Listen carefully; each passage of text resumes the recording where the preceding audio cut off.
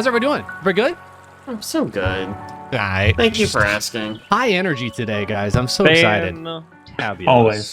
Always just the highest of energies. Look, man, I'm looking at our news section and this is about as good as you can expect. It looks pretty grim. True. It's pretty grim. That's okay. We'll get to it.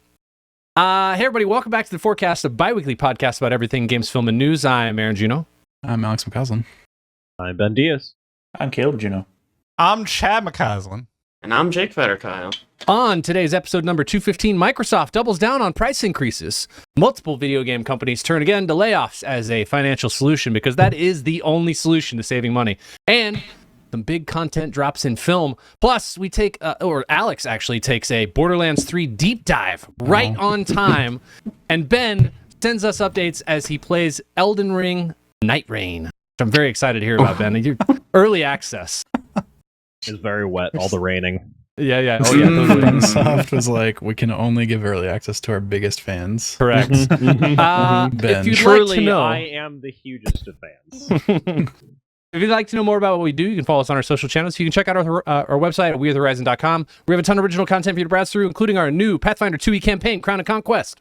I'm going to say new until like June 14th, and then I'm not saying new ever again. Is that when we started last year? Like somewhere right around there, mid-June. June 14th marks the day Aaron removes the word new from his vocabulary. Yeah, forever. Gotta do it. Everybody knows our series are new for one full year when they come Correct. out. And then they're no longer new.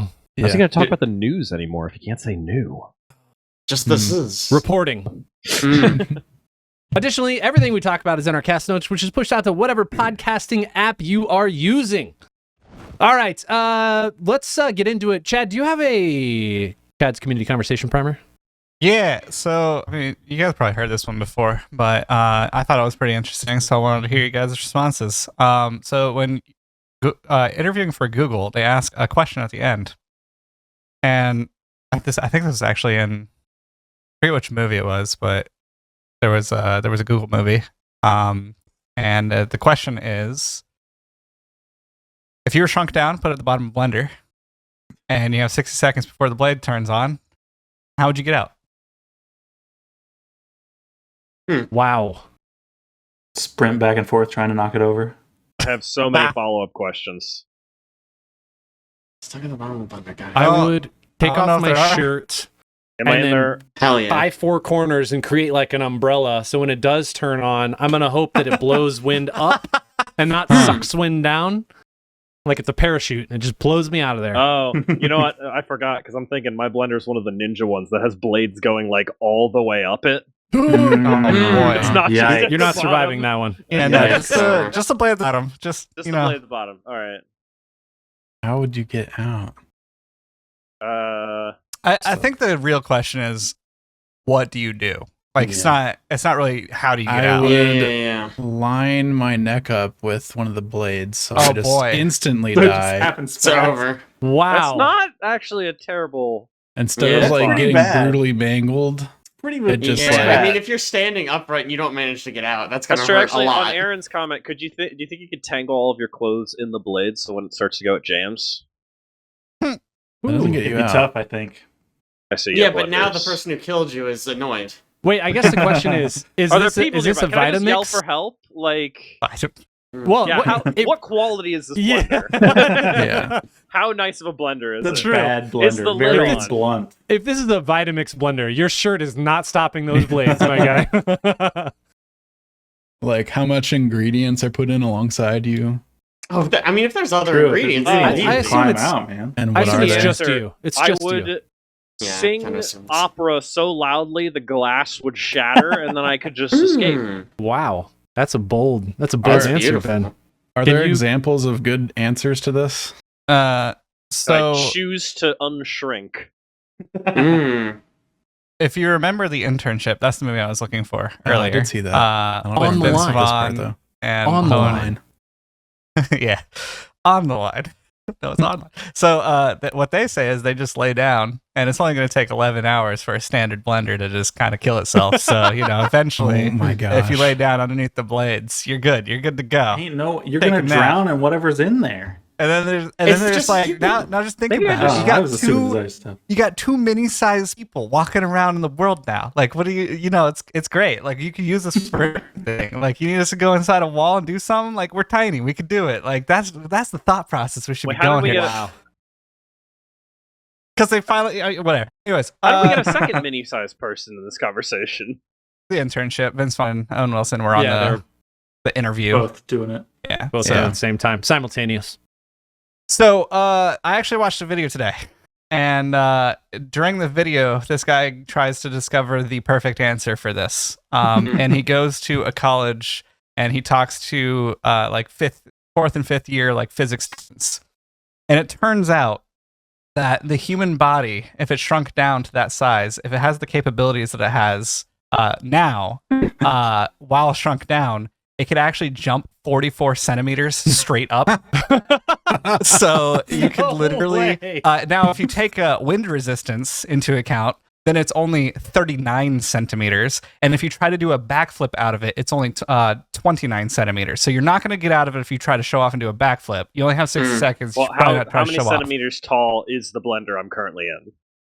It's around like 32-ish is like a standard, I think. So So you Incredible. jump out and then you backflip. totally off the just edge jump out of once the you're blender. there. I love that they know that if you were shrunk down to that size, you could jump approximately 44 centimeters straight up. That's Yeah, excellent. they showed a horse jumping, a dog jumping, and a squirrel jumping, and they all jump the same height. Hmm. And it's like, yeah, I guess because the way the muscles are built and how the twitchiness of the muscle works, a squirrel can jump as high as a horse can jump, as high as a dog can jump. So it's a human should be able to interesting. jump 39 centimeters up with wind resistance and get out. Wow. That's cool. But Huh. couldn't you jump a full 44 since you're in a blender? There's going to be no wind. Ooh. I mean, sure, It's good resistance from jumping. yeah. No. Not air resistance. It's wind resistance.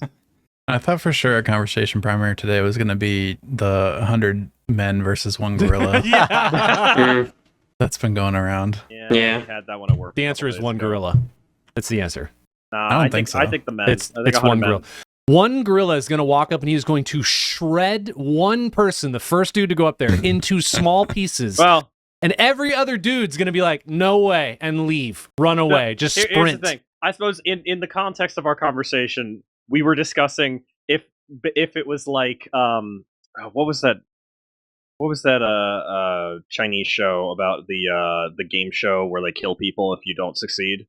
Oh. Squid Game. Squid Game. We're talking Squid Game Korean? style, where they're locked in Korean. an empty room with That's the gorilla, and if you do not defeat the gorilla, then everyone dies. Oh, Well, sure.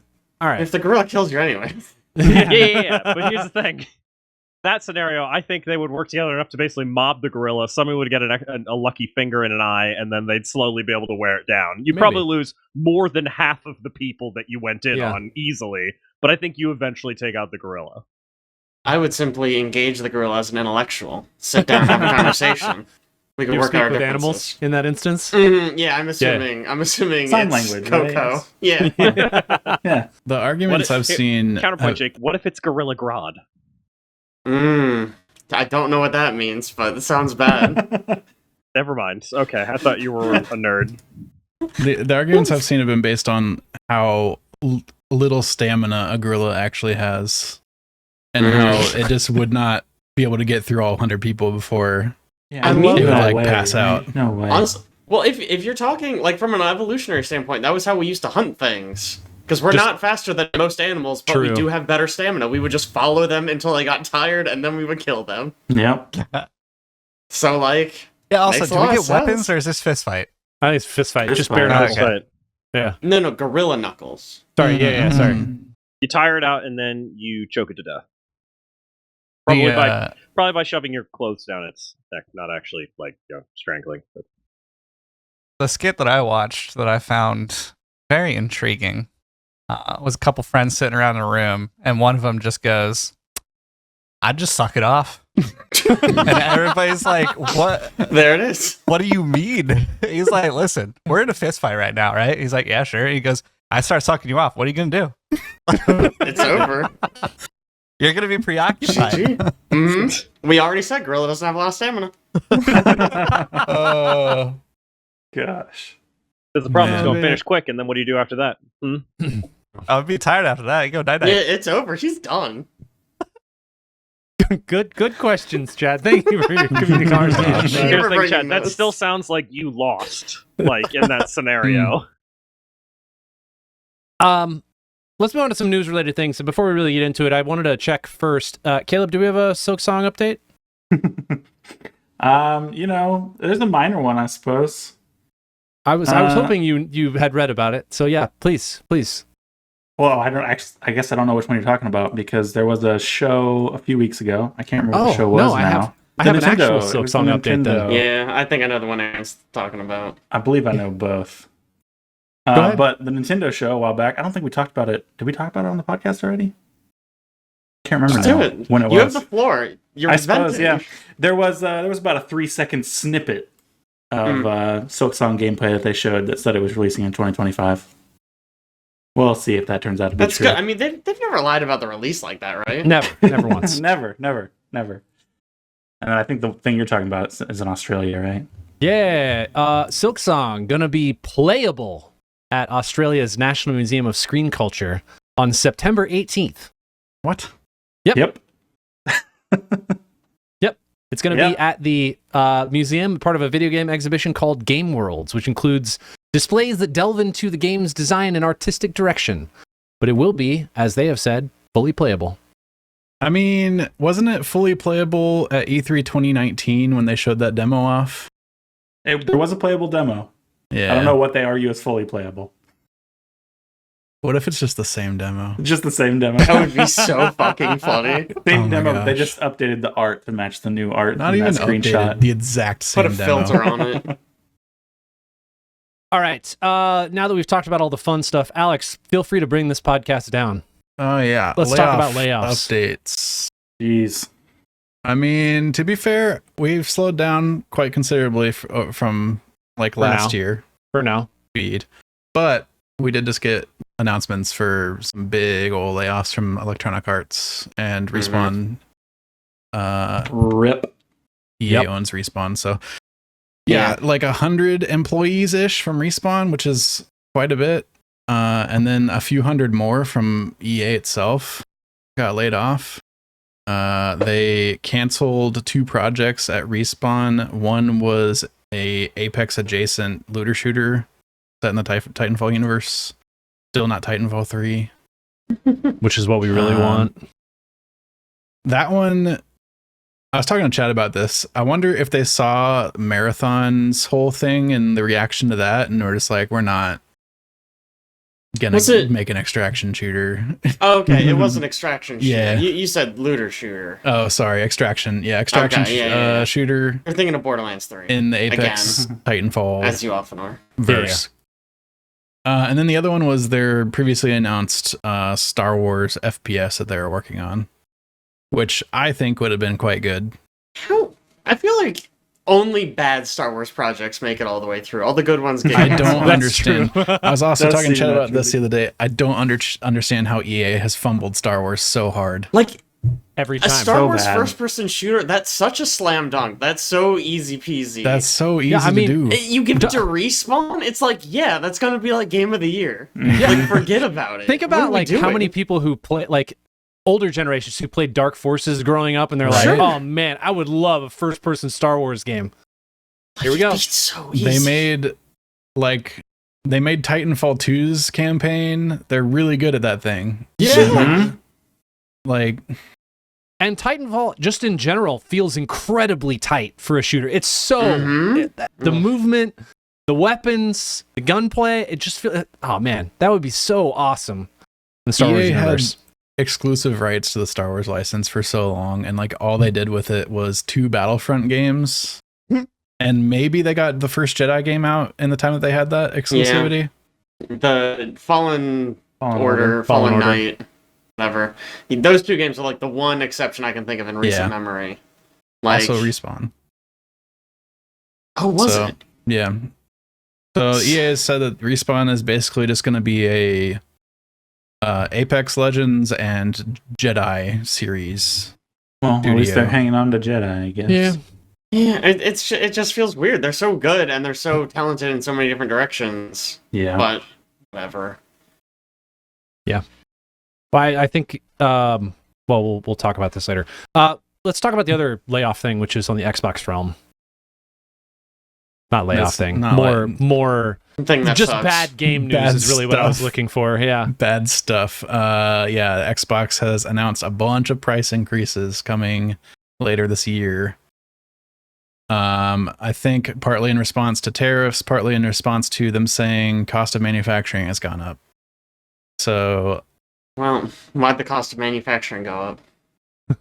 they list it separately, which makes me think that those are two different issues, but I don't know. Sounds like the same This issue is- twice, if you ask me. This has been one of those things that I feel like we've talked about for a long time about the concept of like how we feel about games industry charging more for AAA games. Yeah. And I almost, as much as I personally am unhappy about it, I do kind of get it.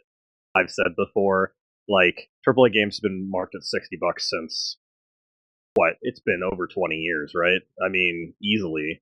It's been $60 for a AAA game for so long, and inflation happened.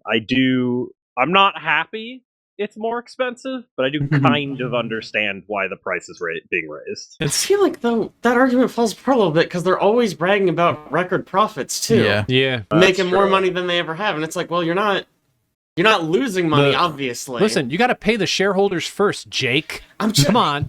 You know what, man? Maybe if that money was going to the people who made it, and they weren't just firing them every true. time they made a game. That's really I'd be stupid. willing This to is swallow it. America. I know.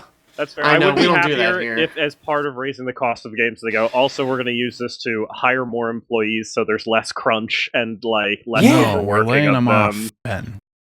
You're in the wrong direction. They made a great game. Now they're You're right, I'm fired. dumb. We get all the money. Now they're unemployed. The $60 hasn't increased in forever argument, I think, falls a flat with like ever since we've been connected to the internet with our systems, they've been finding alternate revenue paths with microtransactions and expansion packs and And all this kind of moving stuff. away from physical.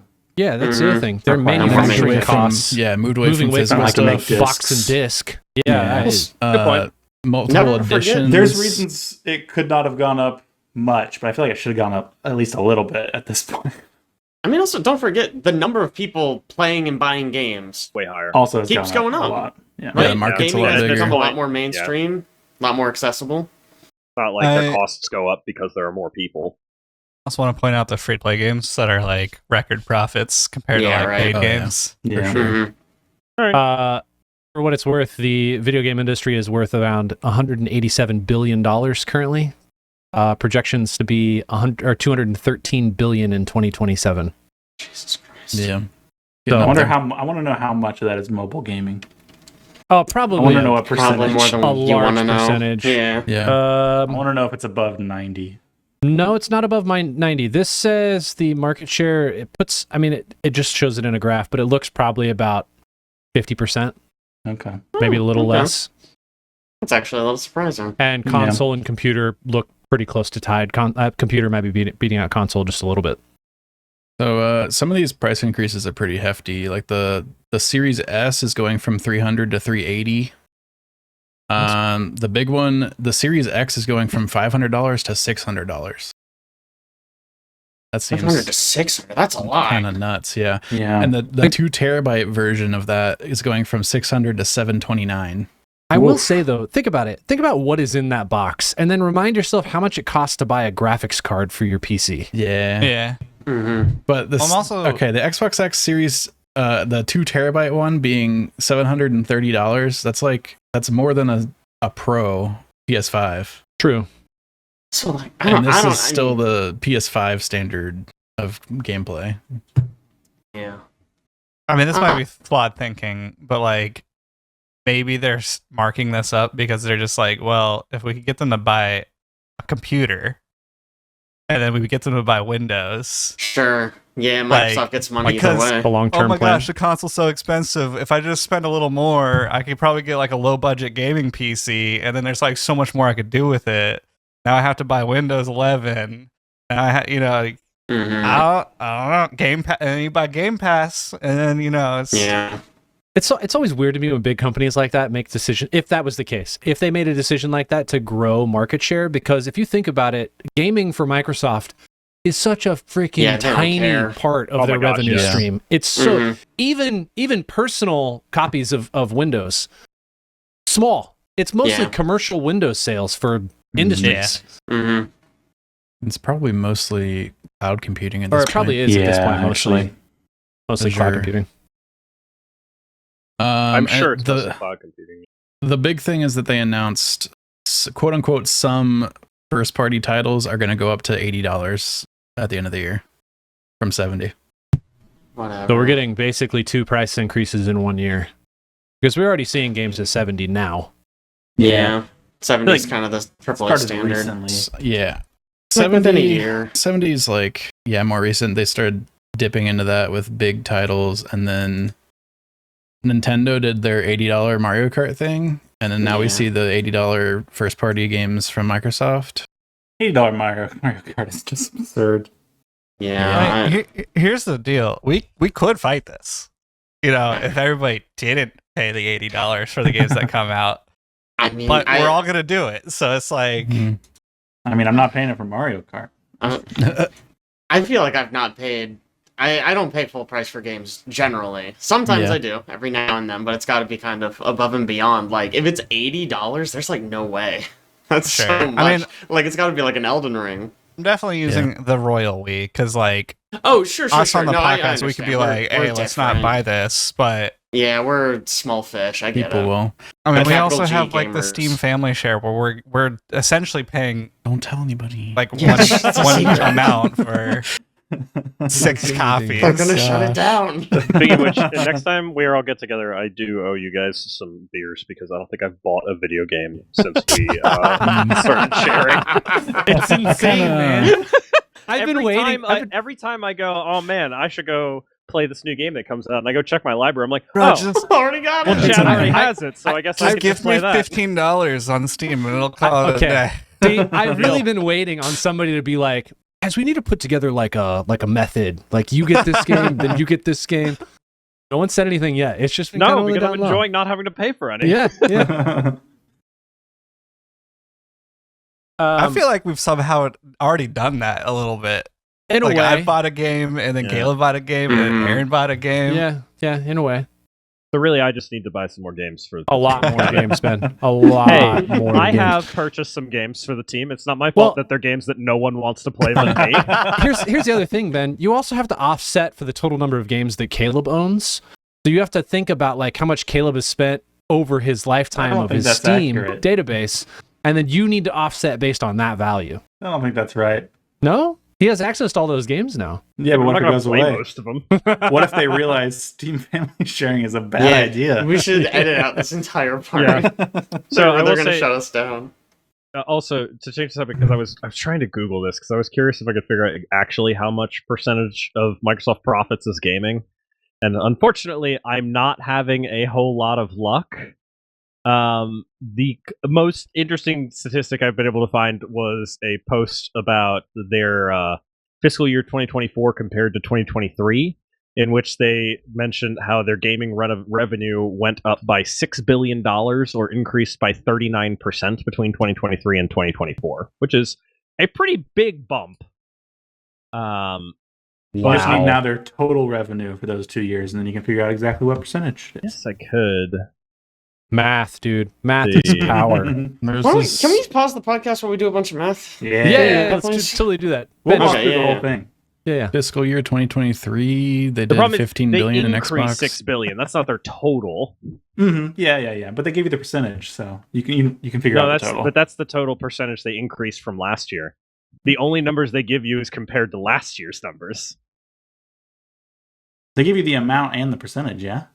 This is good, guys. How much money they made in the gaming department more than last year's gaming department. And also the percentage. The percentage increase from last year's gaming department, but I don't know last year's gaming numbers. Yeah, but if you know the total increase and the percentage increase, you can figure out the total. Yeah.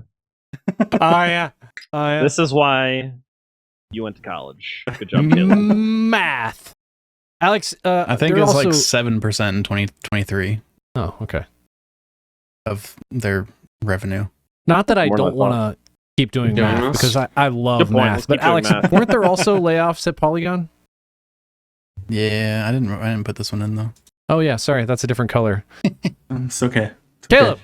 weren't there also layoffs at Polygon? Yeah, so this happened either late yesterday or today. I think today this happened. There were a bunch of tweets from people that worked at Polygon until today and said that they are no longer working at Polygon.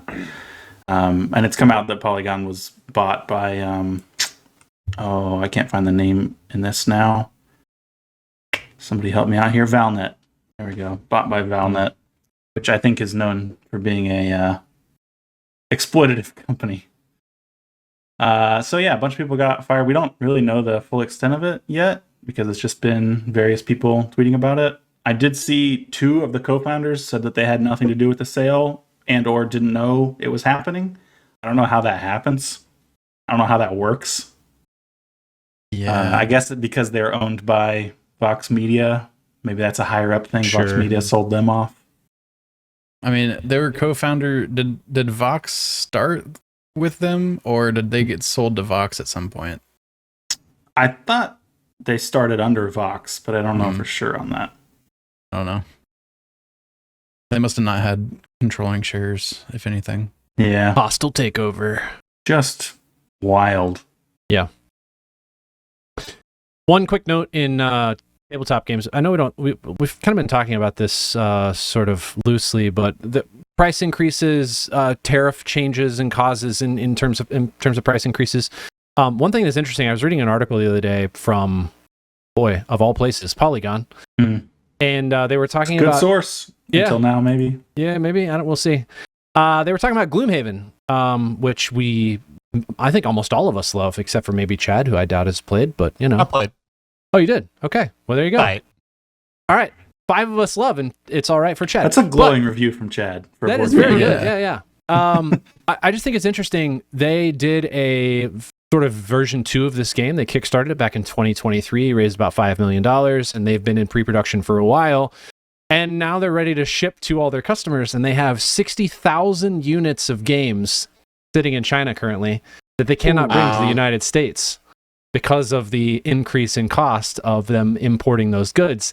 So they were asking what they're going to do, and he's just like, well, I don't honestly know, because if we bring it here now at I don't know what the tariffs are right now for China, but let's like guess somewhere in the 120%. 200s. Yeah. They would literally be at a loss. Yeah, I mean, that makes sense. Which is crazy. But I know we talk sometime, we don't talk all the time about board games and kind of how things work on the sort of back end, but it's interesting. It's going to be interesting to see what's going to happen with the board game industry this year, especially with all these changes, because a lot of those parts and pieces are all manufactured in China, and a lot of these Kickstarter games that I'm sure many of us have backed, all of those are produced there as well. So this will not be the first story. I'm sure we hear about this. Was this one through Kickstarter? This might have been through GameFound. I don't know actually who they raised through. If it was through Kickstarter, they're explicitly like, this is not a pre-order, it's a donation, and hopefully you get this in the end. So it's like, oh, that's a fun way. They could be like, oh, sorry guys, Yeah, we tried. we didn't see this outcome. I mean, Coming the down the most pike. likely outcome seems to be, I would guess that they just hold it until the tariffs go away. That would be Yeah. my guess. Right? I mean, they've been changing so much. Or It's World like War there's III no... happens and nobody cares anymore. Yeah, right, and we all die, so who cares? Could happen too. Yeah, I don't know. Interesting to see. I just thought it was a Yeah. rather strange read that 60,000 units of this company's product are just sitting somewhere overseas waiting to be delivered to customers. Bro, this was the most grim intro we've ever done. We did Yeah. math, we talked layoffs. We did layoffs, math, layoffs again, and then tariffs. Yeah. This is our worst episode. Want gonna get to better, talk though. about a few things that dropped in film world that were... These are big titles that we've all, I think, been waiting on or heard about and then decided to watch. I know 4 of us went and watched Sinners. Ben and Jake, if you've not been to see Sinners yet, honestly... Jake, don't worry, we've moved on from tariffs to sinning. It's much better. Honestly, I feel better about it. It's pretty fun. I just want to say if you get a chance to go watch this in IMAX, you should do it. Is it a movie? Yes, it's a movie, Ben. Okay, then pass. I haven't watched a movie in 5 years. So I'm not going to. Oh my start gosh! What? Ben only my sits in gosh. his room and plays Sonic Adventure 2. Those are the only things. Hey, and Kingdoms of Amalur. Get out of And here. Kings of Amalur. Okay, it's not just you haven't been to the theater in 5 years. You haven't watched a movie in 5 years? Yeah, I don't think I have. That's crazy. Yeah, I honestly, I think I saw Avengers Endgame. When did that come out? Oh my god! Wow. Like last year, probably. Hey. Yeah, For sure. that might be the last movie I watched. 2019. You watched That was 5 and you're years ago. like, well, can't get better than that. That's not what I thought. Just I swore know. off the whole concept of Yeah. film. Nah, I don't have the attention span for movies. Is the problem? Gosh. Oh my. You can't even do like have your phone out while the movie's on.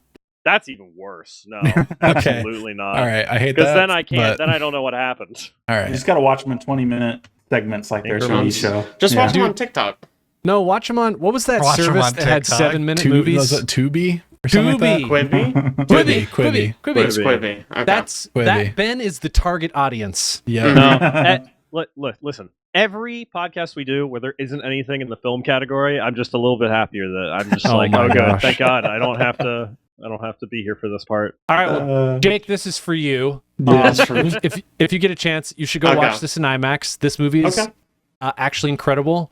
Directed by Ryan phenomenal. Coogler. He did Black Panther. He did all the Creed movies. He did Fruitvale Station. Man, what to say about this movie? It is a period piece that is also somehow about vampires and also about like blues music, and they mesh all of that together incredibly well. Oh, yeah.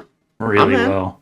Um, Don't watch the trailer. The trailer makes it look like it's going to be so bad. yeah, I feel like the trailer is awful. Honestly, I The movie's don't so much better. watch trailers anymore. They're Yeah. either bad or they give away the whole movie. yeah, not Yeah. worth. It's tons of Okay. style in this movie. It's like So much. It's oozing with style. I've heard a lot also- of good things about it. Yeah. It stars Michael B. Jordan playing two characters too. Yeah. Interact It's with really one another. fun. It's really cool. Interesting. I don't know. This movie, I think, will probably be up for Best Picture. I don't know if Michael B. Jordan will be nominated for like an Oscar for this. Maybe. I don't know. There's a lot of movies coming out this year that have potential for sort of pushing him out of those nominations. But Yeah, it'd have to beat out Minecraft. yeah, that'd be tough. Chicken Jockey. Yeah, tough one. Anyway, I do worth have it. good news. Um, I do have good news, Aaron. I what? did watch a movie in 2021. What movie? 2022 because I watched Free Guy. Mm. What a Free movie! Guy? What? That's the one that last brought movie him you back in. watched? He was like, Hey, it was gotta really see good. that one. Hell I yeah. like that movie. I mean, yeah, it's all right, but like out of everything, Mm-hmm. Free Guy. Is there anything Big else W decent that's right come there. out since then? Oh my god. What? Not a single good movie. All bad. Dog shit, actually. Yeah. Compared Really, to Free Guy? Yeah, I'm checking no shot. I'm looking at my Plex server right This- now just to be like, was there anything? Have I watched any movies Oh my God. on Set here? up a Plex server. I think there's like two Mostly for Christopher other Nolan people in my movies life. that came out in that time. It's not for me. Dunkirk I use and- it for anime, and that's No, I about think it. Tenet and Oh, not Dunkirk. Not Dunkirk. Tenet and what is it? Oppenheimer. Oppenheimer. Both came out since he Wow. last watched movies. Oh my gosh, Ben. Honestly, at this point, I just feel like it's a special talent. My Mhm. lack of knowledge of movies and Mm. Yeah. lack of watching them. Yeah, it's a special talent, all right. It's become my new favorite game at work is to meet new people and then ask them for their favorite movies and then watch them just die a little as they list every popular movie they've ever watched, and I just go, nope, never heard of it or never seen it. Hey, someday Wow. someone's gonna say Free Guy, and you're gonna be like, "Oh, I love that movie." Oh, that's a good one. It's the Apparently last That's one gonna I happen, saw. actually. Liz has been trying to get me to watch Titanic for like a year and a half now. Good movie. Man, Oh my gosh. yeah, he says. I know how it ends, so you know. That's true. I know how it. Okay. The other thing we should probably note in film world is The Last of Us Part 2. Yeah, I'll do a short one here. Is anyone else watching this? Yep. Yeah, Not yet. Yeah, I'm I caught mean up. it's good. Just Just I good, don't know, huh? I feel like I don't have the main thing that's been Just what interesting happened for in the me game? is we're watching it and something happens and I go, did that happen? Or am I misremembering how the game went? But It's- you know, it's good. It's very easy to see everything and be like, yeah, that probably happened. I don't remember. That is exactly how I've been. Like somehow I'm like, I don't think that's right. But it's close enough, I guess. I don't know. It might. I mean, do they have the most important? Mm-hmm. Okay, Yeah, that was last episode. Derek Not the most sent recent me one before a that. message, and he goes, "Dude, I don't know if they rewrote episode 2 or what, but that ending was nuts." Yeah, I was like, He "Did you play doesn't- the game?" he didn't He's know like, the "No, I story." never played them." We can get into spoilers, yeah. obviously. Can we? Yeah. So Yeah, Joel, yeah. Joel, the thing happens to Cancel. Joel. Yeah, so Joel's death is the main thing with this one. It's really Mhm. funny seeing like parents' reactions on social media that obviously never played the game. And people who Um, just like showed up with shirts that they love the actor. They're like, "Oh man, this is the whole Pedro. reason I watched this Oh, show." no. Pedro Pascal. Love Pedro. Oh, And no. 2 episodes in, he's gone. Oh, they do a lot of flashbacks, I'm sure. Okay. Yeah. I mean, the Yeah. game had a ton of flashbacks. Oh yeah. So, I mean, the major differences right now are they actually explained a bit about Abby's backstory before she Oh. kills Joel. Shut Yeah, It's up. almost like that So it's- context could be helpful sometimes. You think? Wait, remember we were I having don't this whole know, conversation about if you could choose to play the game in the reverse order, play Abby's story Mhm. first and then Mhm. play Ellie's story, how cool that would be? Yeah. Yeah, I think I like it the original way. You think so? The experience think- I had was so unique in that I viscerally hated her, did not think that they could ever redeem her in any way, and then by the end of the game I was like, you know what, I kind of get it. And they kind of like actually like did what they wanted to do, was like make me realize like there's like a reason Everyone's she did her terrible. stuff, and like there like Mhm. revenge True. isn't the way, and like you know, you can't just blindly hate people and all this kind of stuff. I think what they're Don't tell me doing what is to they're do. just gonna weave the two narratives together, and I feel like that's the least interesting choice. Because like I think playing as Abby first, personally, I think that would have been more interesting. Like thinking that Ellie's just like not in it, and then she shows up to try to kill you at the end. I think that would have been so cool. Mhm. But they didn't do that, obviously. But here it just seems like we're probably just going to be jumping back and forth between them, and I feel like that just kind of muddies everything. Like the impact is just going to be lost a little bit, rather than having this big, cool perspective shift. It's just like, oh, we're going to go check in with the bad guys now. It's like, oh, are they really that True. bad? Yeah, It's I don't know. We'll see. Okay, That would if- probably be really difficult to do in a video like you watching format versus you interacting with a character. I can really, Yeah. like, because you really connect with it with Ellie when Mhm. you're playing the game, and then it takes Yeah. that shift, and then you really connect with Abby over the course of Right. however many hours you're playing. This one, I don't know if you could do that in a TV show as effectively. Yeah. I feel like you Yeah, lose your attachment to the other character. Yeah, it's a lot different for sure. I think I'll agree. If they would have reversed the game and somehow hid the fact that Ellie was going to be playable, Yeah. and like kind of divorced, like made it seem like this is like going to almost be like an anthology series where they have like a yes. separate characters Mhm. and different It's story. about different characters, different And places. then halfway through, they loop it back in with the original Mhm. characters. That would have been really cool. That would have been so cool. Actually, man, I'm getting hyped just thinking about that. That would have been awesome. Yeah. I think. Yeah. But I I almost wonder if that was the plan at one point, and then they were like, if we're gonna advertise this, you need to put Ellie on the Right. thing. We need to show that Joel is still in it. Yeah. Could be. I don't know. That's like a conspiracy theory I have. I don't know if that's anything. I'm curious to see if in the show Joel's death does have as big of an impact as it does for the game, because you play a very long game with him. yeah, Mm-hmm. And the show's like 12 episodes or something the first Yeah. season? like 8, Mhm. 8 episodes? something like that. That's Yeah, not nearly as long with the character, nor are you, Yeah. controlling them or yeah, that's spending true. as much time with them. Also, some other changes, like Tommy was not with him when he gets killed. He's like, they have this whole huge set piece, which is actually really awesome and really cool and well shot. This big battle in the main town Mhm. that wasn't in the game, and Tommy's there like saving the town. Hmm. That's cool. But like he doesn't get to have the emotional impact of watching his brother die. So that's a little bit weird. Does that suggest Um, that Abby's group's trying to murder everyone in the town? No, they were going No. after. Yeah, going they after Joel. left. Okay. The battle is with with the horde. With Yeah, okay. zombies. It happens in the Okay. game. It's just all the characters you play are not there. Yes. Okay. Yeah, So yeah, you don't see it in game. You just see like the town burning. It's like, holy shit, we got to get back there. And then Joel gets golfed to death, and you're like, oh, never mind. They Golf. a lot of what people complained about when the game came out with Joel being dumb and like kind of letting himself get killed. They fixed some of that with like Joel doesn't just give his name away. Like Dina is frantically trying to find him, and she yells out his name, and that's how Abby figures out who he is. He kind of gets forced into going to the lodge with them because that's kind of the only option. Yeah. So, and Tommy's not there to help. So, like, yeah. And then the other really major change that they made is so far, and I have a theory that maybe they'll bring this back later in a flashback, but they didn't do the conversation between Ellie and Joel on the porch, the final conversation between them before he dies, which basically like recontextualizes their entire relationship. So, I mean, they definitely gonna do that in a flashback, right? Yeah, Just can't not do that. I think they'll do it in a flashback just because they even called back to it like later on when Ellie's back getting help in the hospital. They ask her about her relationship with Joel or whatever, and she says like, yeah, I saw him on the porch and I didn't go talk to him. It's like my biggest regret. Oh. So either she's lying about that for some reason because she lied lied talk about that everywhere else in that conversation. So yeah, that's very possible. I mean, it's probably a lie, and they do a flashback later. But I mean, that's the conversation. That's like the last thing you see in the game, right? Like right before she lets. I guess I won't say that. That's too far a spoiler, maybe. But like at the very end of the game, it flashes back to that conversation. It's the first time you, the player, sees it, right?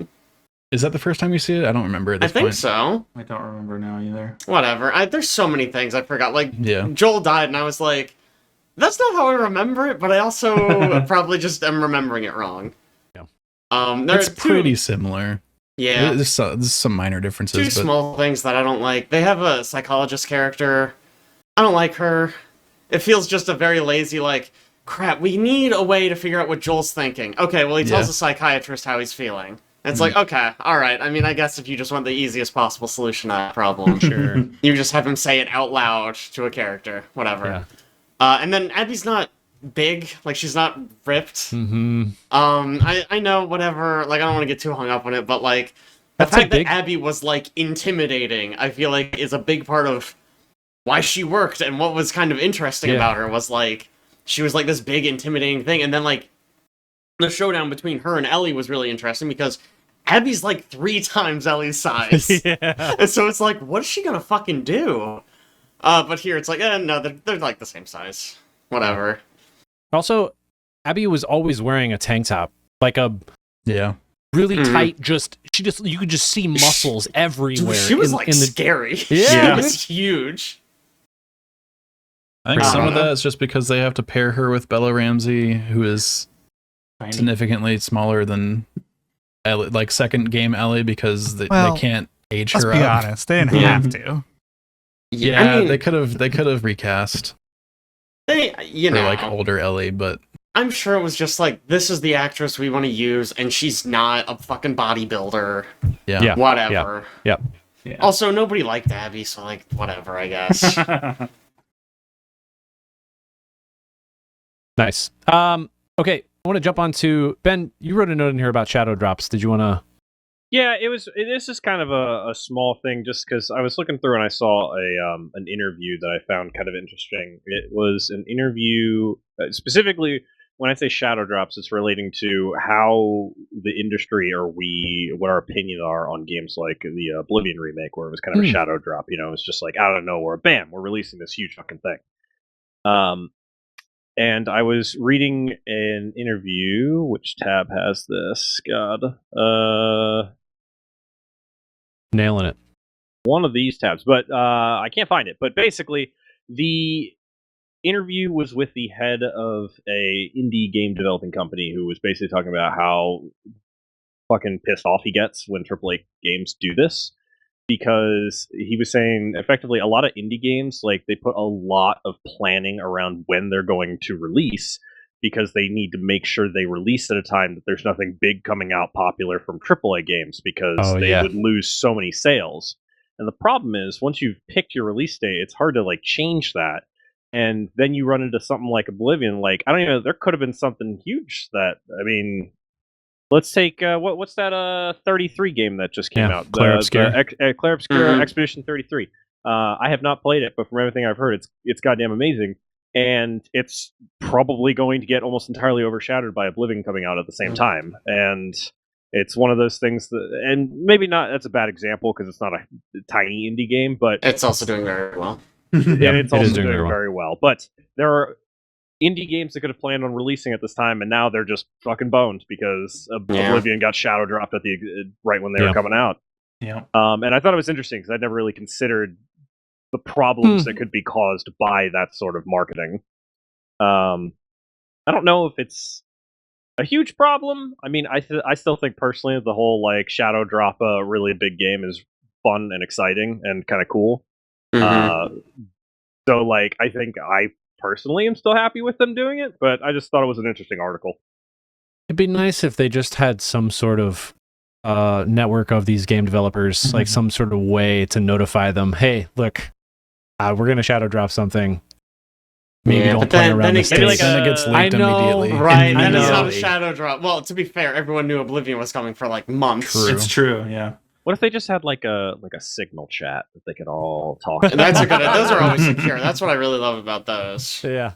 100% secure.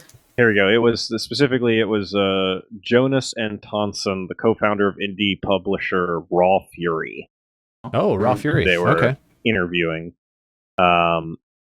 Who says, I loved when younger and still absolutely love Oblivion, and I'm personally excited to see it get a breath of new life and being introduced to a whole new generation of players. But from the perspective of indies and indie publishers, this is the problem with these sorts of massive shadow drops.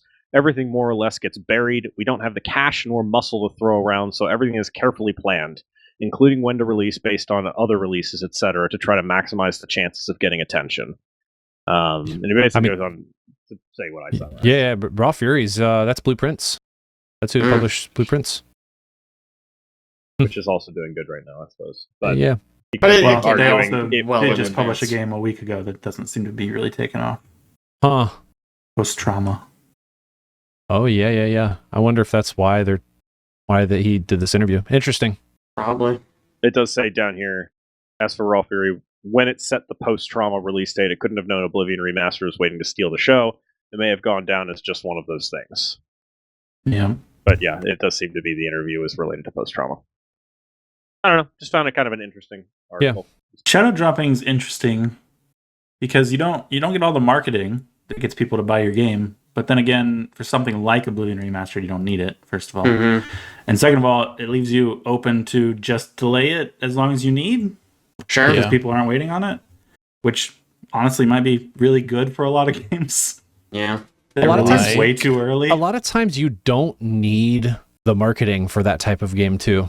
Like the game will market itself Mhm. if it is good enough, Everybody or knows if it's a known Oblivion title. is. Like Even it's if going. it's not, shadow dropping something usually is the story.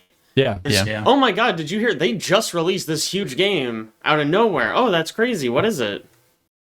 Silk That's Song. true. Yeah. Gets buzz on its own. Silk Song was shadow dropped tomorrow. That'd be really They fun. don't need to market that game at all, that's for sure. That's true. And then it sucks if you're like I doing a don't- semi shadow I drop and you say it's disagree. coming out this year, and then you delay internally past a year or 2 years Sounds like Wild. or 3 years. Alex. One quick note, probably not a quick note actually. Alex has been going on a Borderlands 3 deep dive in anticipation of gosh. Borderlands Mhm. 4. Can you tell us like what specifically you've been researching? I wrote the wrong number. What do you mean? You're not going to tell us about Borderlands 3? No, they did I was excited to Borderlands hear 4 about it. deep dive, Mm, and I Oh, fixed the that's a number in our shame. notes, and somebody It says 3, unfixed dude. I it. see 3 here. I see 3. Somebody unfixed it. Listen, it's in your color. Nobody else can type in that color. That's I don't think so. true. I have it locked.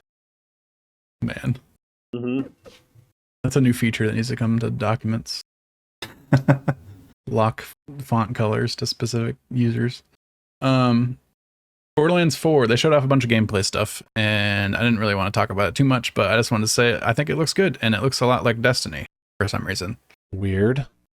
I think because Borderlands 3, I think Borderlands 3 was not very well received. Big flop. And so they were like, well, let's just copy what's popular.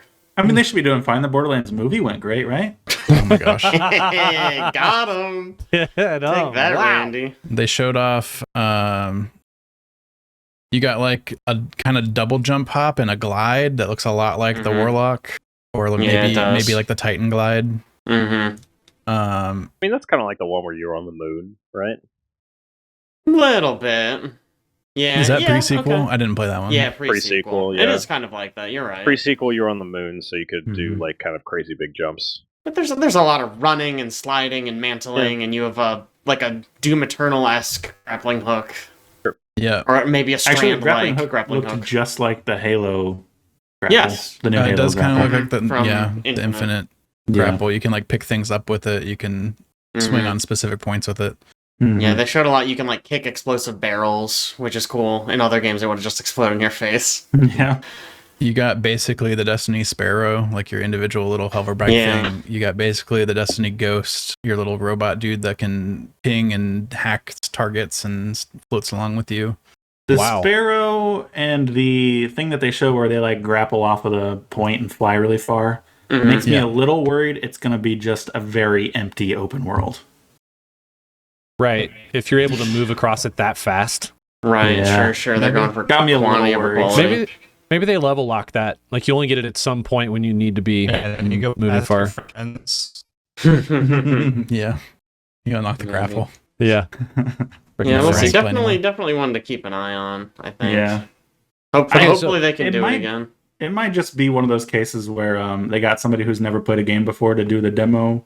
Oh, it was But, man, it definitely looked- like Yeah, it did not It doesn't look very look- fluid, but Yeah, that smooth or fast.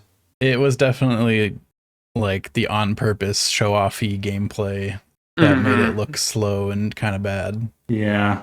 The slow Man, panning to sometimes make in sure that- you can see all the details and stuff all the time, like it gets on my nerves. But Sometimes they turn and they just shoot at nothing in that video. Oh, yeah. Literally Mhm. nothing. They're to bad. shoot at. one, they're on a nothing. controller. yeah, for sure on controller. Like, yeah, the gameplay was not good. Whoever was playing it was not good. It's a real problem. I Wow. wish everybody would do gameplay demos like Doom Eternal did back in the day, where they did like that with the slow panning and stuff like that. And they got towards the end of the demo and they're like, all right, well, now let's show you like what's possible with like a good player Sure. on a Let's high-end get a PC. gamer. Yeah, it was cool. And they did like this crazy demo at the end. Man, it was so good. Yeah. Get you I feel hyped. like that. So I feel like something like that is just going to sell it more than the For cinematic. Yeah. I mean, I not don't that people really view don't Borderlands play. as much of a cinematic game anyway. Yeah, right. Some of the gear changes look interesting too to me. Like you always have like the different manufacturers for the guns that have specific like Mhm. abilities for the guns, and now those can be mixed and matched. Like you can drop things with different attachments that come from different manufacturers to combine Mhm. for even more combinations. Yeah. And then the other thing was like the upgrades that go on your character that boost specific manufacturers. Like you can Mhm. build into like going like an all Jacobs or something build. So they took the billions of guns idea and they were like, what if it were trillions? I guess. Yeah, basically. Wild. Okay, but I still don't understand what this has to do with Borderlands Oh my 3. gosh. There's a This is the character game from that comes Borderlands after 3. it? They did show Borderlands in the 3. demo. Yeah. Aaron, this is Okay. going to shock you. Yeah, yeah. Borderlands 3 comes before Borderlands 4. That's how they Shut related. up. Yeah, That can't be right. Listen, I know you don't like the math stuff, but so I won't go No. into details about how it works, but trust me on That's this funny. one. Wow. Thanks, Ben. I appreciate the insight. All right, you know what it's time for? Well, Bipple. Well, Vegan. people. Vegan? Oh, wait. Oh, shoot. Damn it. I have a third one ready. I'm joking. Well, Dang it. Just let me know. Whoopipple. We've been playing lately. Let's start with some group stuff. Many of us have been playing First Berserker Kazan. Kazan First Berserker. I Wait, think which this is order the is first it? time First you've been able to Berserker talk about Kazan. it.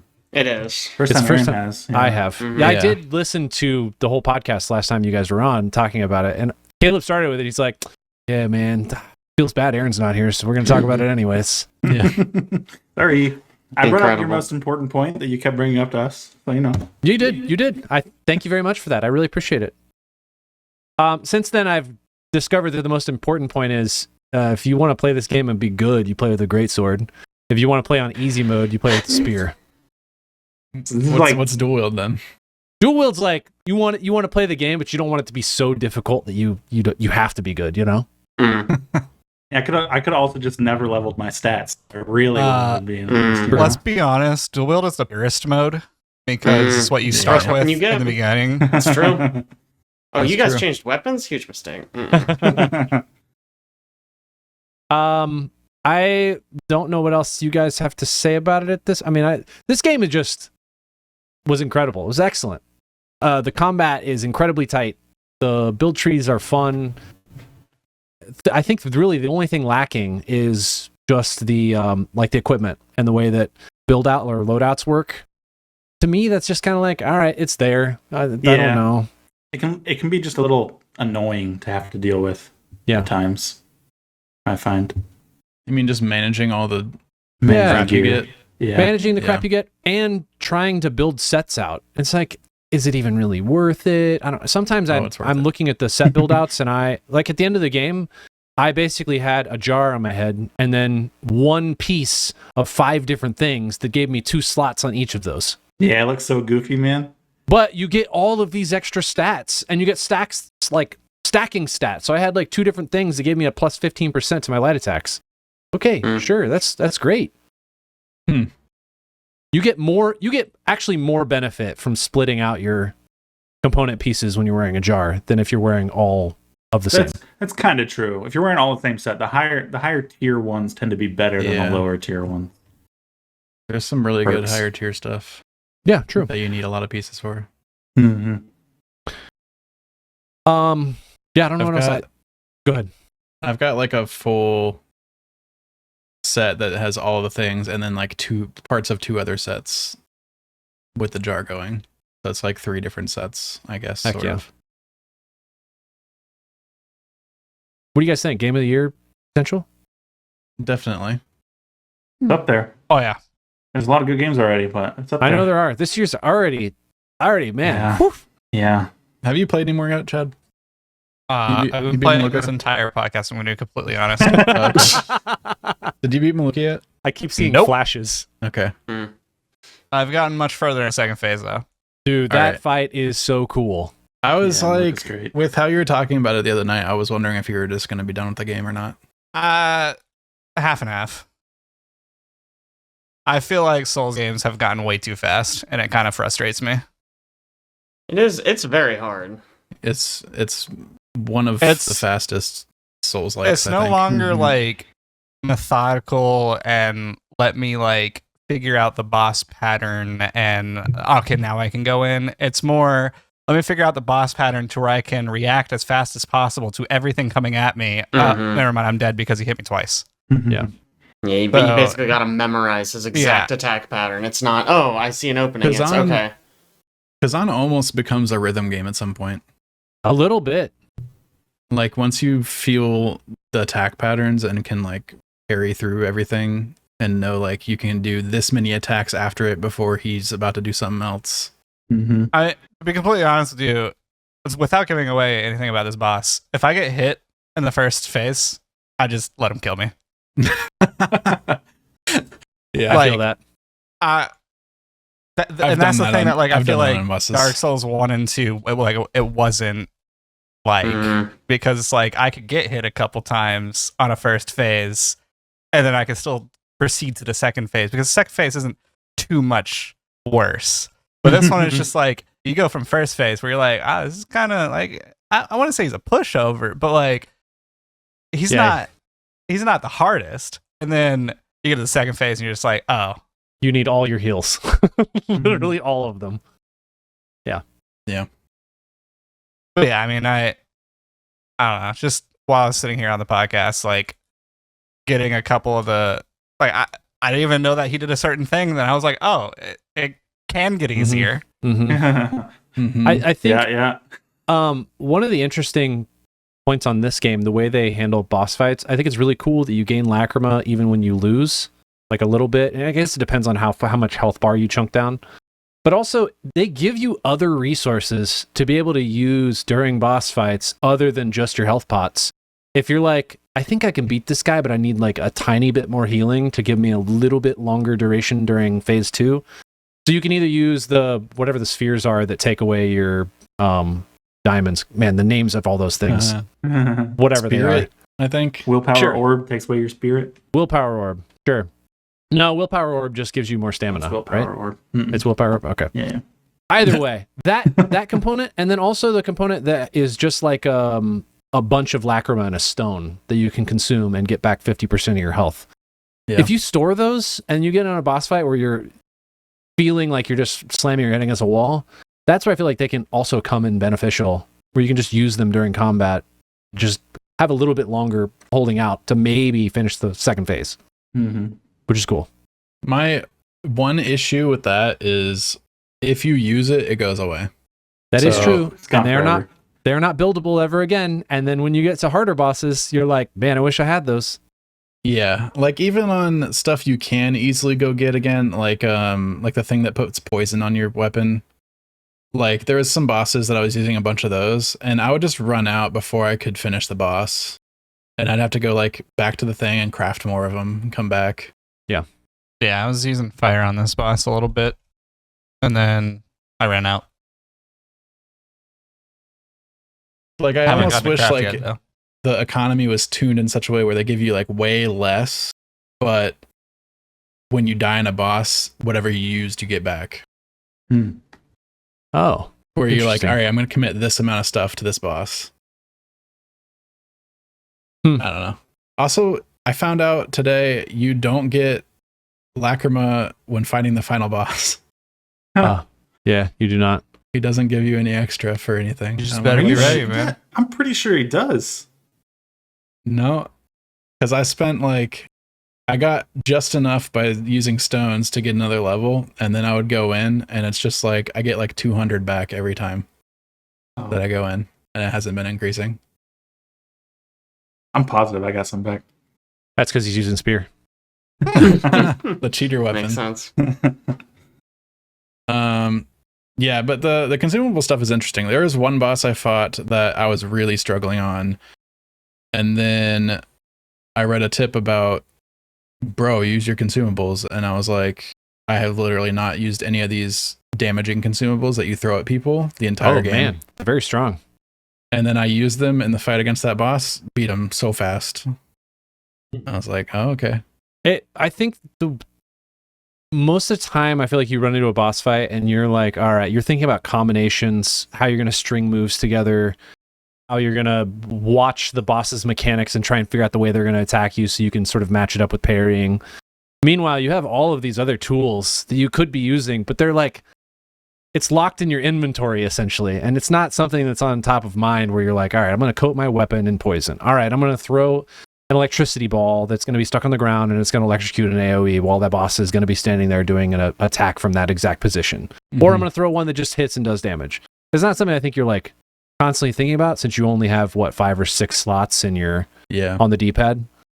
And most of the time that is taken up by all the other stuff you need. I need to get rid of, whatever ailment I have right now. So I got some sort of cleanse, but I also got some sort of resistance. And then I got willpower orbs down there and I got the stamina orbs. And then maybe I'll get the little stone that gives you extra, the yellow diamonds. I don't know. It's all that stuff feels like locked away. Another not thing as accessible that I think is really cool about this game that I don't think I've talked about on the podcast at least yet is how they structure combat to almost be similar to like a fighting game where you have a full stamina bar and you can kind of stun lock the bosses as long as you have stamina and have like you're stringing your moves close enough together in such a way that you can get like you're trying to eke out like as much damage as you can while this boss is stun locked.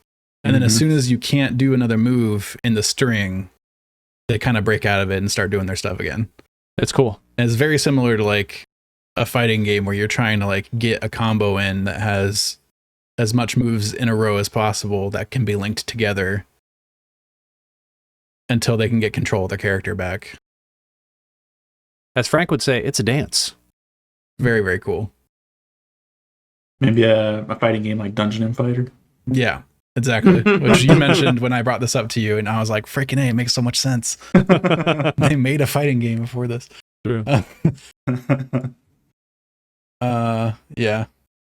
I've been having a really good time with it. I had one other point, but I don't remember it now.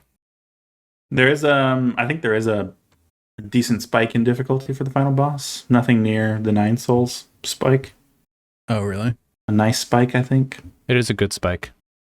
It's a fun spike. It's not an Igon spike. Igon? It's with a G, right? Igon. Okay. Aegon. You having a stroke? Aegon? Yes. Might be A, yeah. Yeah, it's a good boss fight. Good final boss fight, for sure. Let's move on and talk about the other games we've been playing together. Blueprints. Boy, this is going to be on my Game of the Year list. Already is on my Game of the Year list. I cannot stop playing this game. I have 6 pages of handwritten notes, 3 spreadsheets. I freaking love it. Yeah. I wake up in the mornings and I think about things that I can do to plan out my house. That's what I do right now. It's wild. And it's wild. Everybody keeps on saying things like that, and then they're like, oh yeah, it's good, you should play it. And I'm like, man, that sounds so exhausting. It does? So this is going to contain very, very Listen, slight Alex, spoilers you know how here for a fun second. Ixion is? Like, imagine that. This is a completely different type of game. I'm gonna give some very light spoilers. Yeah. In the sense that this game is what I would call a meta puzzler, very much in like the Tunic area or Animal Well. I think incredibly similar to those style of games. I really liked the way Tunic did it. Did not like the way Animal Well did it. So which one was it more like? I would say it's more like Tunic, but that's just my... I think that's a fair way to put it, especially when you look at How Long to Beat, which will tell you that main story in this game is 16 hours and completionist is 81. Oh my gosh. Yeah. I think a little bit of what's different is that the base mechanics are very simple, right? Yes. It starts off, it doesn't start off in like, go into this room. Do you notice anything? It's just like, okay, it's a roguelike. You go up to this door, you build your rooms. Basically, the way it works, just I don't know if everyone knows, but you basically, really every room so has a set of doors. You go up to the door, and you get 3 options of rooms to build off of that door, and each of those rooms has different door configurations. And your goal is basically to make it from one end of the building to the other to find this mythical secret room. That's sort of baseline, and it's very simple. You know, you're just trying to maximize your rooms, trying to get a good layout. For me, I feel like I've not had the experience you two have had so far. Maybe I just need to put more time in it. Maybe I've just had really bad luck. I feel like I just keep getting to a point where I hit all these dead ends, and I'm just like, well, okay, I guess I'm done. And I feel like that just keeps happening to me over and over again, and I get very frustrated. I get in ruts, and then I have one run where it's like a golden run, where I just accomplish so many things. I'm just like, ugh. I feel like even as late as I am into it, I rarely have a run where I don't learn or accomplish something. Yep. I think what I find frustrating is I feel like my success or failure is not based on me. It's just, did it give me 3 dead-end rooms in a row, meaning all of my paths are now closed? Or did I draw 5 rooms that required keys, and now I'm out of keys? You know, like, obviously there's an element of strategy. You do get 3 rooms, and maybe I don't know the meta yet, and I'm just making dumb choices. But it's also like a little bit resource managey in that aspect too, because you start off and you want to draft good rooms, quality rooms that are really going to move you forward in progress, like the story. But at the same time, if you draft those early, you run into the problem of, I'm now out of gems. Or, well, now I've drafted a room that like is a dead end, so I can't really pathway this direction anymore. I got to go find another direction. And now I've limited my total number of options for new pathways forward to 1 or maybe 2. Mm-hmm. Yeah.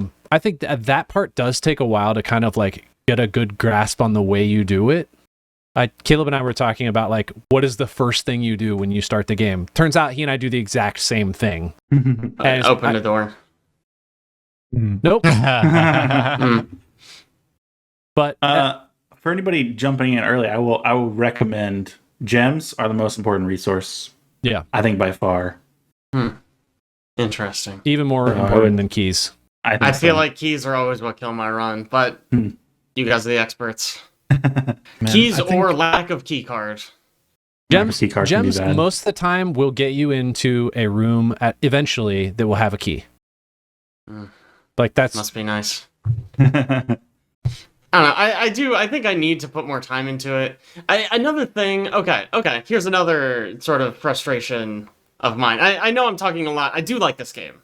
There's just things that have frustrated me. Like, okay, I kind of figured out a puzzle, right? There's like a lock on a door, and I need to find a code for it. And I went, oh, I saw that. I know where to get it. But in order to get it, I need 3 specific rooms to spawn in the house, and I need to be able to move between all of them. And I need a specific item.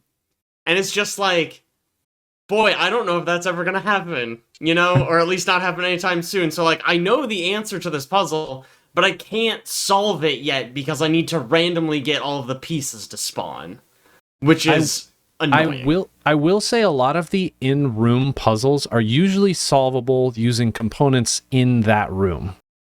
A lot of the metagame puzzles, like the overarching ones that are way more difficult, those do require, most of the time it's an item and a room combination for you to sort of puzzle it out. But the smaller, like, individual rooms, things like, I'm not going to spoil anything. Almost all the time, like, the solution is in that room. The one I'm thinking of, I'm almost certain is not. It is an image in a room that needs a lot of setup to be understandable. Oh, okay. Okay, and sure. What I'm trying to solve is not in that room, it is elsewhere. We can talk about it later. Yeah. I don't know.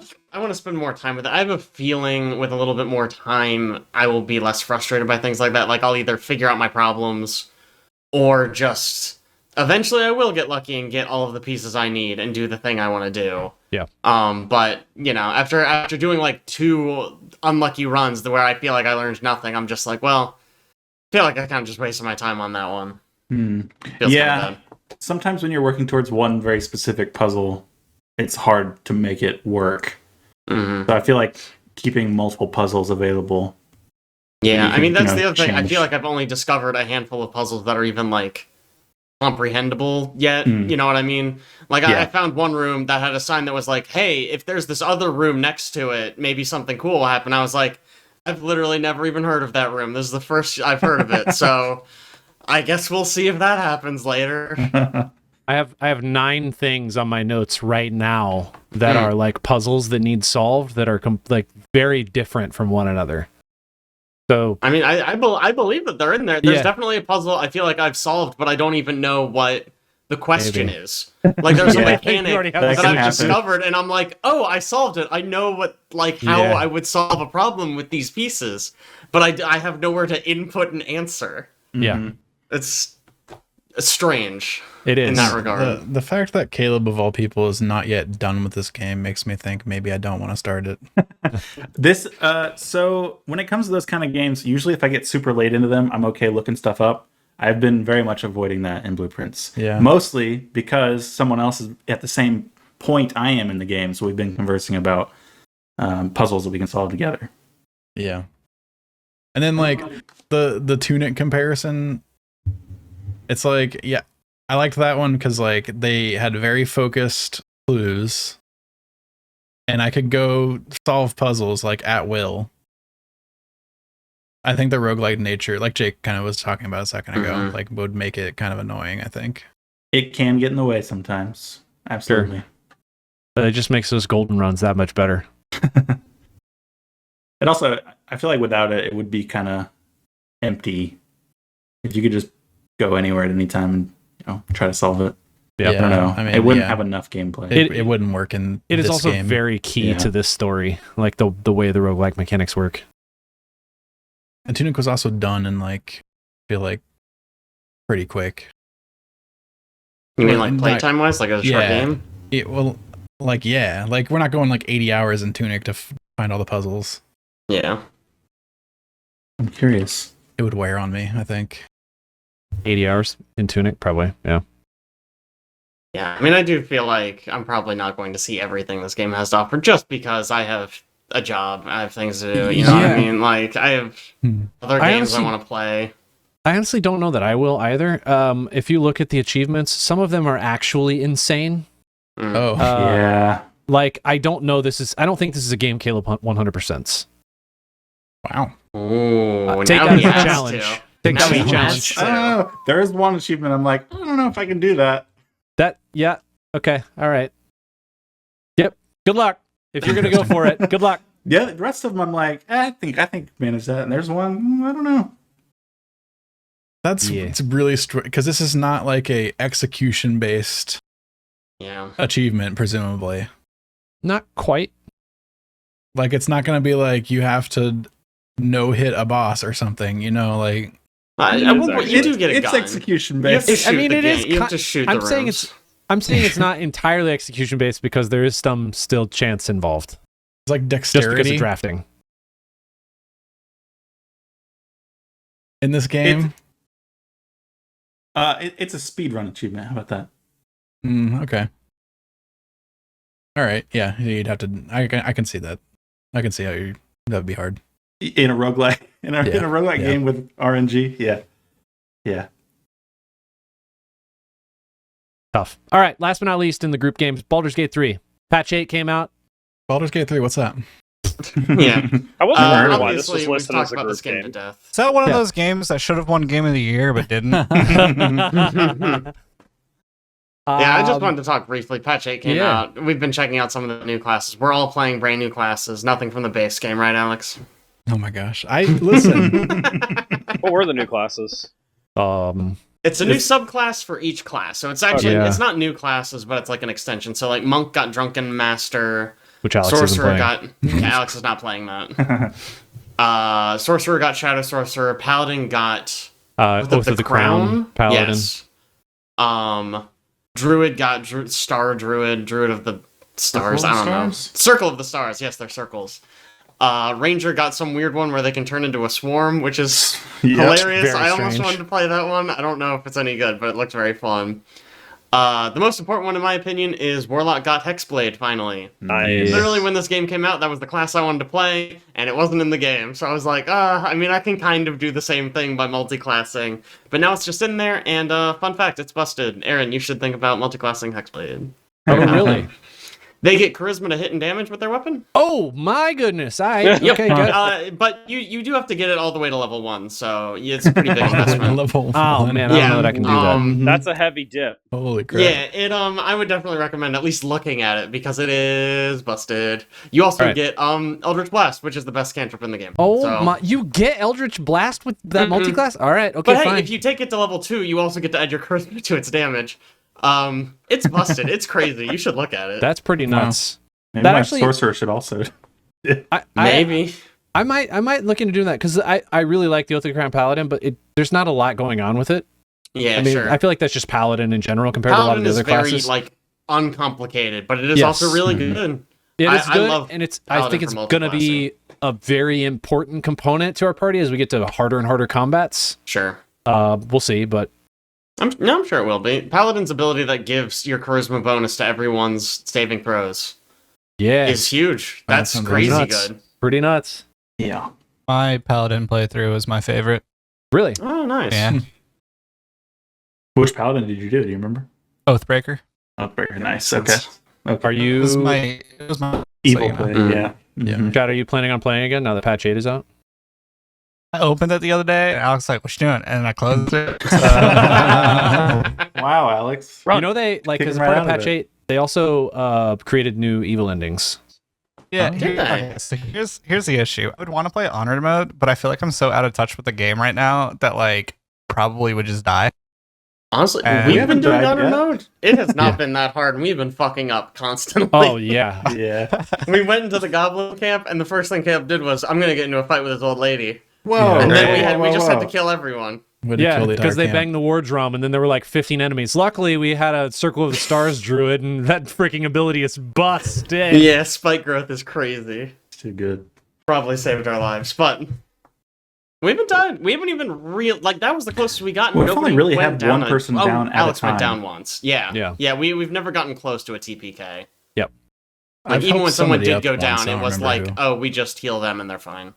I feel like if you do get close to a TPK, there's still a good opportunity, and the maps are big enough that you can Run. disengage and run, and just try to get back to camp. Yeah, I'm right. sure we'll have invisibility very soon.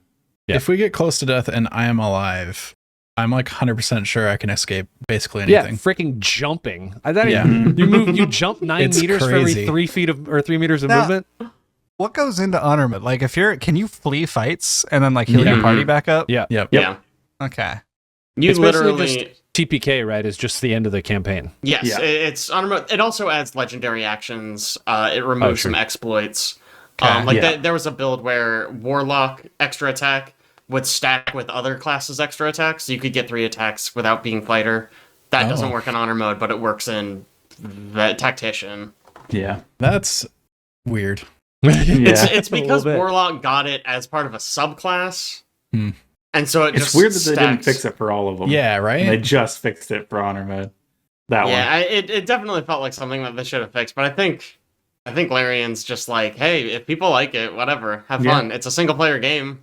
Yeah. If you want to The exploit honor it, mode's exploit supposed it. to be the challenge mode. So, Yeah, right. Yeah. Right. $60 game.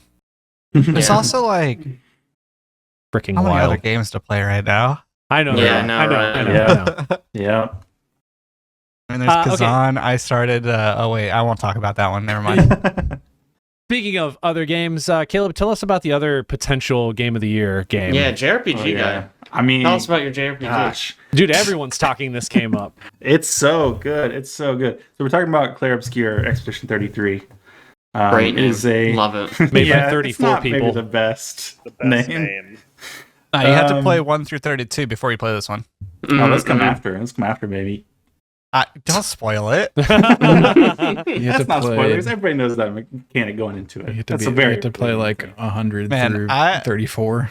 I Yeah. thought it was cool not knowing that and then going in and having it revealed. And I'm like, oh, cool. Oh, I don't okay. know what you're talking about, and I would like no further info. Great, Yeah. you got it. So, Expedition 33 is a turn-based, very much JRPG style game, but the turn-based combat has really, really fun real-time mechanics, like heavily parry and dodge-based mechanics. Enemies, before they start their turn, it will do a little snippet and it'll explain what they're doing, what kind of attack they're doing. It'll say like they're attacking with a 3-hit combo or they're attacking fast. Mm. And so you can learn what their moves are and the timings for those parries and dodges. And it's just really fun. I don't know if this is reductive, but is it kind of like Paper Mario? I have not played Paper Mario. How about Bug Fables, which I know you did play? I did play Bug Fables. It is, I would say, much more advanced than that, but it is Okay. similar. I mean, that in makes sense. design. But Same, Yeah, same yeah. Is idea. it- Okay. Is Yeah. it like there's a UI element on screen and then the attack's going to line up with the thing and you hit the button when it happens? Or is No. it like I'm It is playing like- like a Souls game and I'm You're playing a watching Souls for the game. animation? Yeah. Oh, okay. Yeah, you're watching for when that attack's going to hit you, and that's when you hit the button. I feel like you That's almost cool. got to hit it late in this game. It gives you like The a timing big is weird. freeze Yeah. window as it hits you. Really. Okay. There's also so the way the skills work in the game, as you do basic attacks, or if you parry, you build up AP, and you can spend that AP to do skills during your turn. So when it's not your turn and somebody's attacking you, you can parry, which has very tight timing but gives you AP. And if you parry all the attacks, you do like a counter attack that does a whole bunch of damage. It's really good. Or you can dodge. Dodge has a bigger window, and it shows you when you get a perfect dodge, which would be a normal parry timing. So you can use dodges to learn the boss moves that's while nice. you're That's fighting a great idea. without just losing immediately. That's such really a good good. idea. Wow. Yep. That's great design. I love that. And then they add more types of parries essentially. So they have special moves that have to be parried in special ways. They have like on-screen indicators when they're coming out, The which year of adds even multiple more parries to in that. games. Yeah, Heck right. yeah, dude. No kidding. And yeah, it's I mean, it's super stylistic. It's got a really good story so far. A lot of mystery going on. I've been really enjoying it so far. And even the prologue got me a little choked up almost. I've heard people cry in like the first hour. Pretty good. It's pretty good. Not gonna lie, I feel like part of the setting is kind of New Worldy. Kind of Yeah, I can see that. Yeah. Yeah, the mystery behind it, like, just like I won't say much. I haven't played that much. I mean, I played probably like 30 minutes just to get a little grasp of it. I wasn't gonna play it all, but then I saw that there was this is funny. The reason why I'm playing, there was Bleach references. So I was like, all right, whatever. Somebody like playing Bleach in this game. Maybe it's gonna be some cool stuff. Nice. But then also some of the voice actors I saw.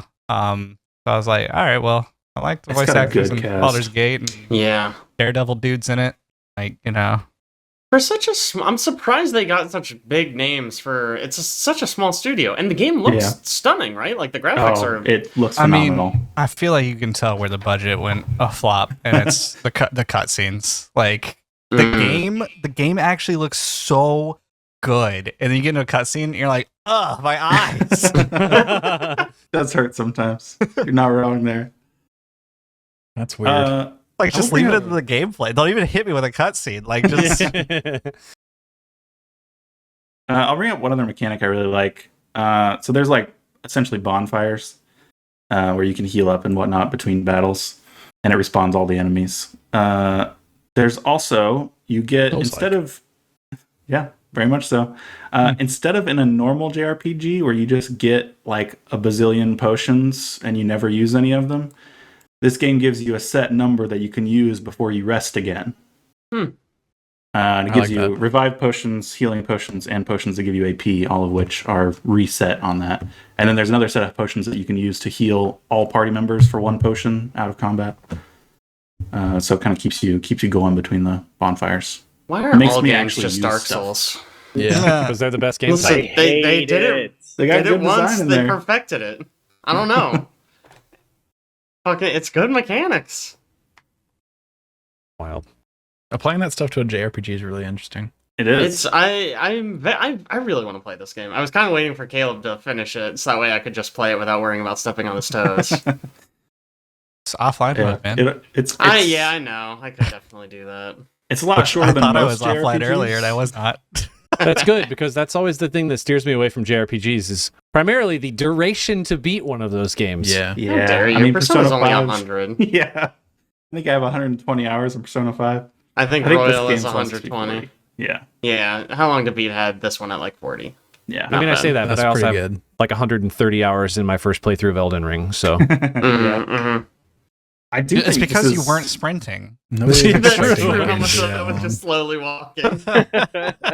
That game got marketed as 30 hours long, so Yeah, Wild. ridiculous. Elden Ring? Ridiculous. Yeah. can you Yeah. imagine beating that game in That's what 30 Miyazaki hours? said. 30 hours. Fucking bullshit. Was he in God mode? Like, Yeah, right. All right, I did not play anything other than the games we've already talked about, so we're gonna move on to Jake. And Jake, Okay. speaking of like super stylistic, mysterious turn-based JRPGs, you've been playing. Oblivion recently? Remaster. Oh yeah. Okay, yes. The main reason I have not yet played Clair Obscur is because Oblivion Remaster dropped, and I went, fuck. Yeah, I'm gonna play that. I don't know. so you're what is it? Raw Fury. whatever. Raw Fury is talking Fury. about. Yeah. Yeah, I know. Here's the problem. I wasn't gonna buy Raw Fury. Like, sorry, Raw Fury. I wasn't gonna buy your game anyways. But it's really good. Oblivion, getting back into Oblivion, it's really good. It looks amazing. It runs great. The animations just look really clean. I swear to God, the combat just feels more responsive. I was doing some experimenting. I think part of this might be when I originally played Oblivion, I used heavy armor. Mhm. Only ever used heavy armor. Didn't understand why you would want armor with a smaller number. yeah. And now I'm like, wow, armor slows you down like a lot. Like a lot. So I do sort of wonder if I feel like it's more responsive because I'm using light armor this time, so I can actually like... Because you're a better gamer.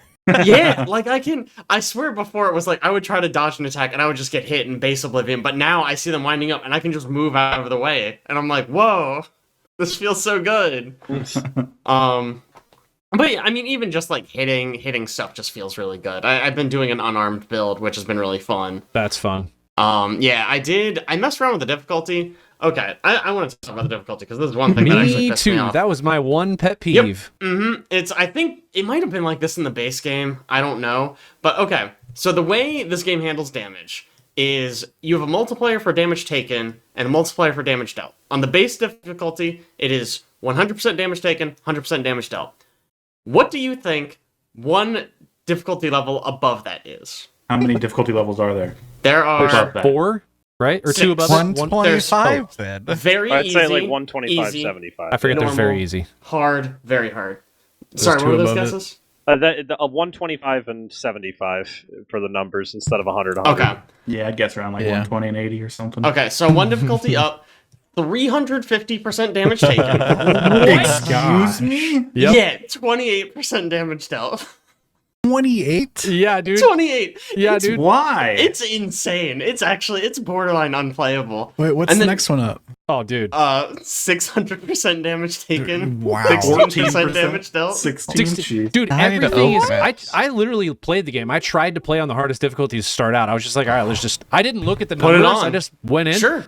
Dude, you're just like mashing people. I was hitting people over and over with swords. They would swing one time, dead instantly. All right. Yep. Nope. That Wow. was my Hey, experience. note to I was self, play doing on normal difficulty if I play this. Yeah. I would very much recommend it. At You least guys- until you get once you you guys get aren't like gamers, is higher what I'm level and hearing. you break I just- it. Some games I think playing on higher difficulties is fun and it's worth it. I do not think so in this game. I think it is very much a normal. Maybe if you want to play on hard. For what it's worth, there is a mod that changes these numbers to be a little bit more reasonable. And there are several versions of the mod. I did one that changed it to only be double damage taken and 50% damage dealt. Oh, that And that seems felt better. good for a while, but then I just got into a fight. The arena is what keeps throwing me off because those fights are designed to be difficult. Yeah. With those multipliers being as high as they were, it was just a slog. It was turning into a slog. So I just Yeah. turned it back, and it's fine. I mean, admittedly, I'm also running a very unoptimized build, light armor, hand to hand. Yeah. You know, if I was using weapons or magic, maybe I could tough it out at a higher difficulty. But You're just punching I've people? been enjoying. Yep, Okay. it's fun. I'm using a little bit of magic as well to kind of supplement it.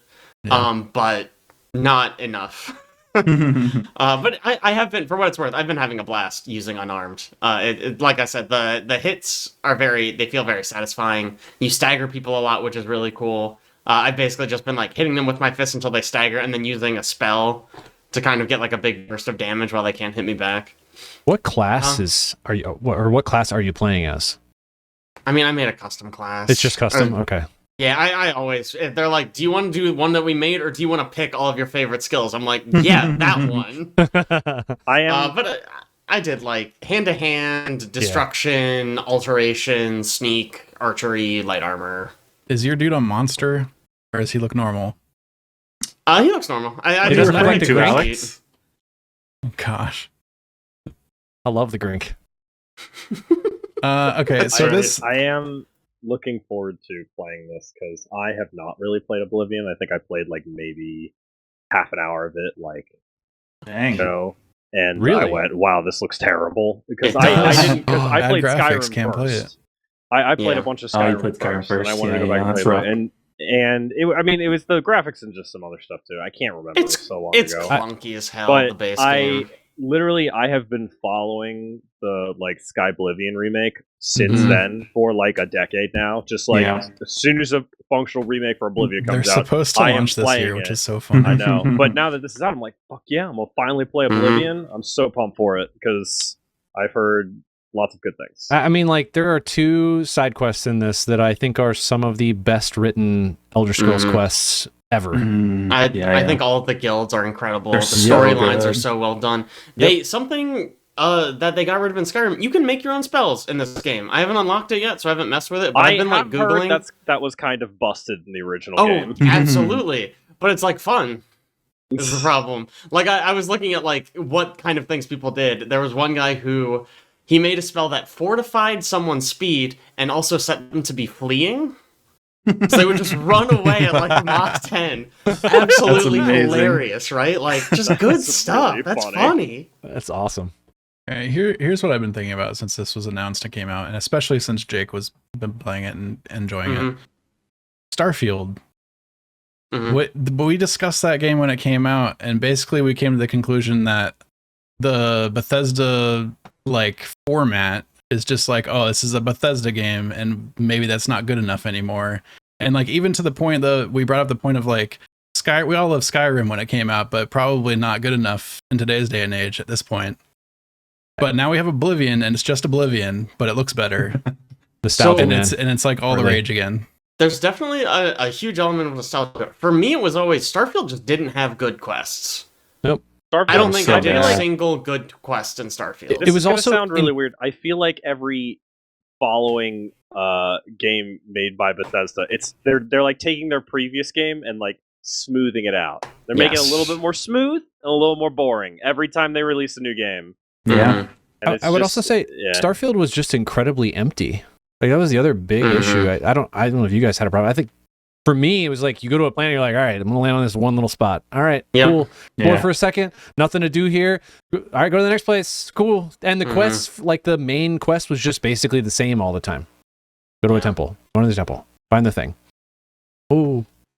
Move on. Personally, I feel like I'm too Zoomer brain for Oblivion and Skyrim. Just because I played Skyrim back when it came out, thought it was great. I tried picking it up over the years again, and I just could never. I'm like, all right, I got out of the cave. What do I do? Where do I go? So Oblivion, I was like, maybe this has like more direction. I got out of the tunnel. I'm like, what do I Oblivion do? has less direction, doesn't it? Like, what? Probably. It's probably like the same, honestly. I've heard I every guess Bethesda like Elder Scrolls game there has been, because the joke is always like going from Skyrim, which is just like your quest's over here, to Oblivion, which is like, hey, you know, like you need to go here and you have to look it up on the map and figure it out, to Morrowind, which is like, oh, you have to read this 3-page journal entry and then figure out where he was talking about from the landmarks he mentions, and then like that's I feel like the meme usually about the Elder Scrolls games. It's like you come out of What the is tunnel though, and you Daggerfall? look at the map and it's marked, and you're like very far away. And so it's like, well, I guess explore along the way. It's like I want to start the quest. Like, I would also say that's probably just like a time like right now we have so many other types of games and styles of games that when Oblivion came out, it was pretty unique for its time, and also one of the most like gripping, interesting storylines. So I think, I mean, for me at least, that's what just dragged me into it, and I could not stop playing. One. I mean, yeah, I'll 100% agree Sure. for like when the games came out. They were like phenomenal, but like, yeah, I was more thinking of like we were on the bandwagon of like Bethesda needs to change their I still think they formula. do. But If Oblivion can come out and be this good, nostalgia, man. is it just space was does bad, or so like much? the writing well, maybe needs that to be too. better? The writing was I really bad. genuinely in Starfield. think that quest design was the main failing of Starfield. It's just like there was nothing to do. You know, like their combat's always been kind of janky. Also Starfield just didn't have anything to explore because all the planets were procedurally generated. It's such a weird choice. The reason people would want to play Oblivion over like Skyrim, which is blank for some reason, is because of the quest lines that were really good in Oblivion that in Skyrim are just kind of okay. But the main story was cool in Skyrim. That's why most people That's true. gravitate towards that. Yeah. I think I also think Starfield just struggled with like multiple aspects. Plus, it came out a year when we had Baldur's Gate, where every decision you make literally does things everywhere. And in Starfield, you can go in and mass murder like an entire store full of people, leave, come back, and the guy will be like, "Would you like to buy something, sir?" Sure. Yeah. Cool. All right. So there's no consequences for my actions in this game. Got it. Check. All right, yeah, I just wanted to. That was an interesting discussion point. Sure. Yeah. Yeah, I think to Aaron's point, where Baldur's Gate, you make decisions and it affects everything. Also, I feel like the exploration is like there's always something, like it's very dense. Like there's always something to see, something like to fight. So, while just my perspective of not playing Oblivion before and then playing it now, like I said, I came out of that tunnel and I was like, all right, where do I go? And then there was like nothing really around me. And then I went into the town and I started talking to townspeople. I don't want to talk to these people. Like I want to fight stuff. I want to level up. I'm supposedly a battle mage and I got these crappy spells right now. Like what's going on here? Apparently after looking on Reddit, people were like, yeah, just go across the river, kill those bandits. I'm like, I didn't even see bandits. Like, Yeah. Ben, how about you? So I have been playing. So most of what I've been doing. Oh, let me start over. I'm almost done playing. Start Yeah, over take it again. again. Start over again. Try one more time. Take it one more time. Just Let's go. Okay, WHYBPL. all right. So All right, so I'm we've almost got- done playing Split Fiction. Liz and I have been going through it, so Nice, that one nice. kind of took a side road for a bit. I think I'm almost done at least. I'm not thrilled with how they did this, but we were playing, we're having a good time. We're like, this is great. We do one of the the side stories, and then we pop back out of it. We finish, and I get an achievement that says you've completed all the side stories. And I'm like, oh, I didn't know we were. I guess Yeah. we're almost done. I don't know. Yeah. So I'm Huh. assuming I'm almost done. I don't know. But continue. I mean, we've talked about that plenty. It continues to be amazing, and I love it. Nice. What I have been mostly playing in the last week or two is season 2 of Last Epoch started, which released a whole bunch of new content. Oh, he's gone. So, oh, he's back. We lost you. did I disappear for a second? Yeah, you disappeared Yes. for a second. But Last Epoch, like it a lot. New season came out with a ton of quality of life updates. Just like everything, every setting change, like control scheme change. They completely redid the controller controls, and it feels way smoother now. They reworked some of the classes. There were certain classes that when they were initial release, it was like, you know, sometimes games like this they release like there's this one skill that is just so fucking good that every build uses it. So there was Sentinel had that, they took it out and then put some new ones in to make up for it. So the builds are a lot more diverse now. And they put a bunch of new endgame content in with basically an entirely new skill trees worth of stuff. I don't know. It's more of what it was before, and what it was before was very good. I'm enjoying going through it. I'm into endgame now, and I'm probably going to play that for a bit longer. Although the Oblivion sitting there looking at me is probably going to make me get distracted and stop playing it soon. But Yeah. I was trying to at least tough it out until I could get into some endgame content, since I have the attention span of a goldfish, so I tend not to get till the end of games. Does the seasons in that work like the Diablo seasons, where you can generate a new character for the season and run them through? new Similar sets and thing, stuff? yeah. If you want to play a seasonal character, you have to start a new one. The Last Epoch does a thing which I haven't tested this yet, but the first character you make in a new season, you basically have to play through the whole campaign.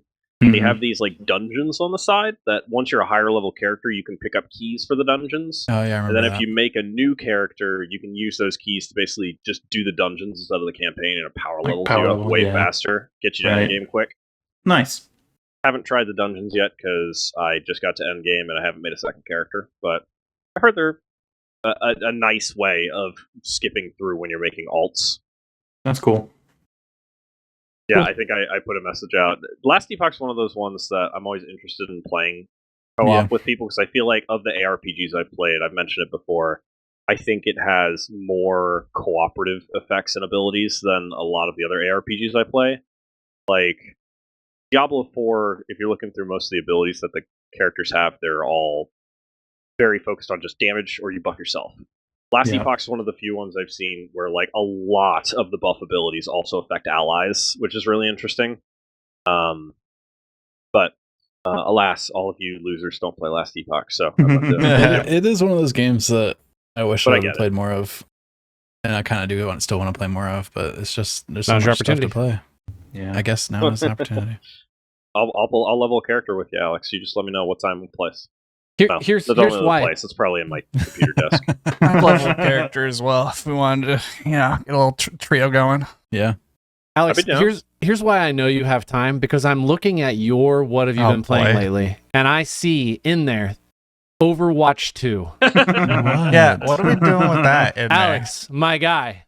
You got that What new are you content, doing? Dan, now? Hold on, You got can that I new just say, content. didn't like a month and a half ago when that new Marvel game Marvel came Rivals. out? Yeah, Marvel Rivals. I think Alex was Marvel literally on I said record I saying I uninstalled it. uninstalled Overwatch 2 because this has Mhm. just replaced it better in Yeah. every way. Yep. Okay, they came out with their new fancy mode, Stadium, and I wanted to try it. So And? I did. It's really cool. It's very different from regular Overwatch. First of all, by default, it plays in third person. So it's like Rivals, you know? This is the mode that I feel like they're trying to compete with Deadlock on. They have like their whole shop system and power-ups and stuff. And it goes like 7 rounds. Like it's like a best of 7. Yeah, I've played mostly Anna so far, and I've just made up builds on the fly as we go through. It's been a lot of fun. I did a build where I was just basically machine gun Anna. I bought a lot of items that enhanced my fire rate and magazine size, and like I was getting things like every time you shoot an ally, you get 10% more attack speed, and then that stacks up a bunch of times. And you're just like firing like really fast, and you got like a chance to not use ammo, and like you get to the point where like you're just like firing forever, like you just hold down left click. That was a pretty fun build. I did another one where I was focusing on a sleep dart. I made it be able to affect your allies, and it heals 100% of their health over 8 seconds, so you can shoot somebody and then kind of not worry about them for a bit. And then I made it like an AoE ability that hits a big area and made it explode if it didn't hit any individual person.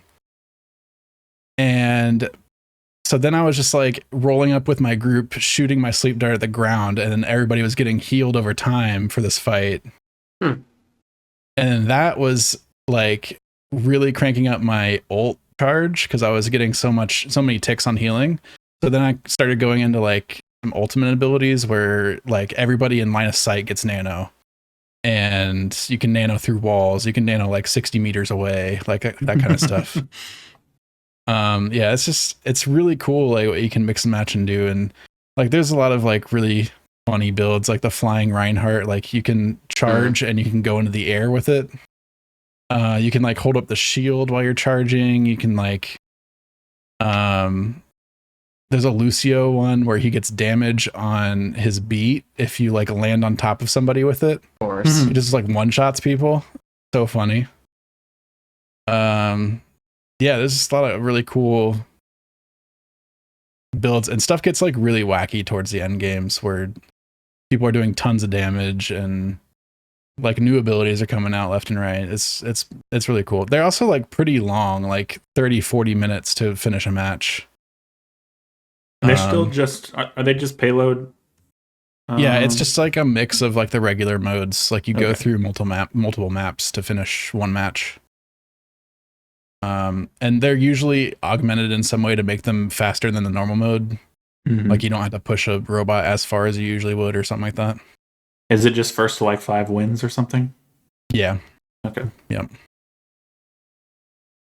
They also have like a mercy in the game, so if a team starts snowballing, Obviously, Mercy's in the game, Alex. They have a Please. mercy rule. They have a mercy rule because the nature of the game with you gaining currency for doing well, it's kind of easy to snowball. I was about to ask about that. And if you win 3 rounds in a row and are more than 15,000 cash ahead of the other team, it'll just end the game. You'll just win. So it just skips one game. I mean, I guess guess, right? two- You say two. 7 rounds? Yeah. Oh, so, seven. Well, yeah, but it's first best of 4. 7. Sorry, I thought it was okay. Best of. Got it. Yeah. First to 4. Yeah, sorry. Best of. Yeah, it'll skip 1 round, I guess. If they're I like, mean, if they it's better steamroll than the first not 3. doing it, I It's suppose, better right? than And not. you can't do it. You probably don't want to do it earlier. The thing is, there's been a lot of times where like a team will win 3 rounds in a row, but not have the money lead, and then all of a sudden, like the other team will reverse sweep. Mhm. It's actually not been like as bad as what you'd expect in this type of game. There's really only one question I have, and I feel like it's a troll question. Does Sombra have infinite stealth? You know what? I don't know. I'm pretty sure she doesn't, but I figured She maybe can't there's buy a infinite chance. stealth. Okay, Surely she she might can buy instant. Not It'd be even be in nice. it because it's not the full roster. Oh, good. They if I'm just remembering deleted correctly. her. That's smart. That's the real So answer she to is this. invisible. She's just around. She's there the whole time. You just never knew. She's been there all along. Gosh. I mean, yeah, go ahead. I think this is a really cool mode. It's definitely not as casual as like, let's hop on some rivals or something like that. Mm-hmm. Sure. Not if it's deadlocky, for sure. Yeah. I'm interested to see like where they take it with updates and stuff. How much more intense they get. I will say I was watching Flats, who's a very famous Overwatch streamer, now Marvel Rivals streamer as well. But he said Overwatch is probably in the best state it's been in since Overwatch 1. Since like the launch. I mean, he's probably being hyperbolic at least somewhat, but he did say that. And then put it on his YouTube page, so. It's like Oblivion coming out. You know, it's like we're back in the days now, boys. Yeah, we're back, baby. Heck yeah, dude. Gaming is back. Love when people say that, like gaming left. Yeah. The other thing I wanted to talk about is Sunderfolk, which came out a couple weeks ago. Very intrigued about this game. Yeah, so this is like a RPG that you play like couch co-op with using your phone. So you get like 4 people together, get in front of the TV, everybody get the app downloaded, and then it's like story, characters, and dialogue, and you control everything from your smartphone. And they do a bunch of really smart stuff with it, where like you can go through like all of the data for like enemies on the map, or like yourself or your allies and everything, just on your phone without having to bother anybody. That I really like. It's a like a hex-based tactics style game. You use cards to do actions. It's actually they basically stole like so much stuff from Gloomhaven for this game. I'm not even gonna lie. All the cards work exactly like Gloomhaven does, where you do actions in order and can skip any of the actions in the order that you don't want to do. Yeah, I mean, there's like some simplified stuff, like at the start of a round, any of your allies can go, and you kind of choose the order that you go in. So there's not that figuring out what number everybody is kind of thing going on. But yeah, like it's been very cool so far. It seems very polished. The characters are all very unique and have like cool, but like there's like a bard character that does like some area control type stuff where they can like force enemies to like move towards you and stuff like that, and then like all their abilities do stuff where like at random they'll leave icons and hexes on the map, and those icons are different buffs that you can go get. So like it'll be a heal or like a defense buff or an attack buff or something like that. That's really cool, I think. They do like the gold thing from Gloomhaven, where like killing stuff will put gold on the map, and then whoever gets to it first gets to pick it up. Same with like treasure chests and stuff like that. There's a slight competitive nature to it a little bit. Yeah, a little bit. Man. They've just reskinned Gloomhaven, it feels like. It's slightly simplified, a little bit faster. What else? They do like objectives during the match. Like one of the missions we played was not just kill all the people. We had to like make sure we pushed these bombs off of this bridge before they exploded. It's very positional heavy. There's a lot of pushing. There's a lot of lining up. Yeah, like if you move into an enemy's hex, you just push them automatically. Oh. So there's a lot of trying to line that up. Hazards? There's like pits a lot of times where you can just like kill somebody if they're at the edge. Like from Kid Icarus. What? Pit. Yeah, pit. Okay. That's good. It's pretty good. There's also like Dad was playing like a pyromancer, and he would do stuff that would put fire on the ground, and the fire would stay in the hexes, and then you could go push enemies into the fire. Nice. Um, What does it play like not in combat? we haven't seen a ton. There's like a pub area that you can like go to different areas of the town on your phone and do dialogue and stuff. It seems like you get like a certain number of actions in town per time you go there, from what I could tell, and then like you go back on missions, which is like you're basically in hex mode the whole time. Gotcha. Okay.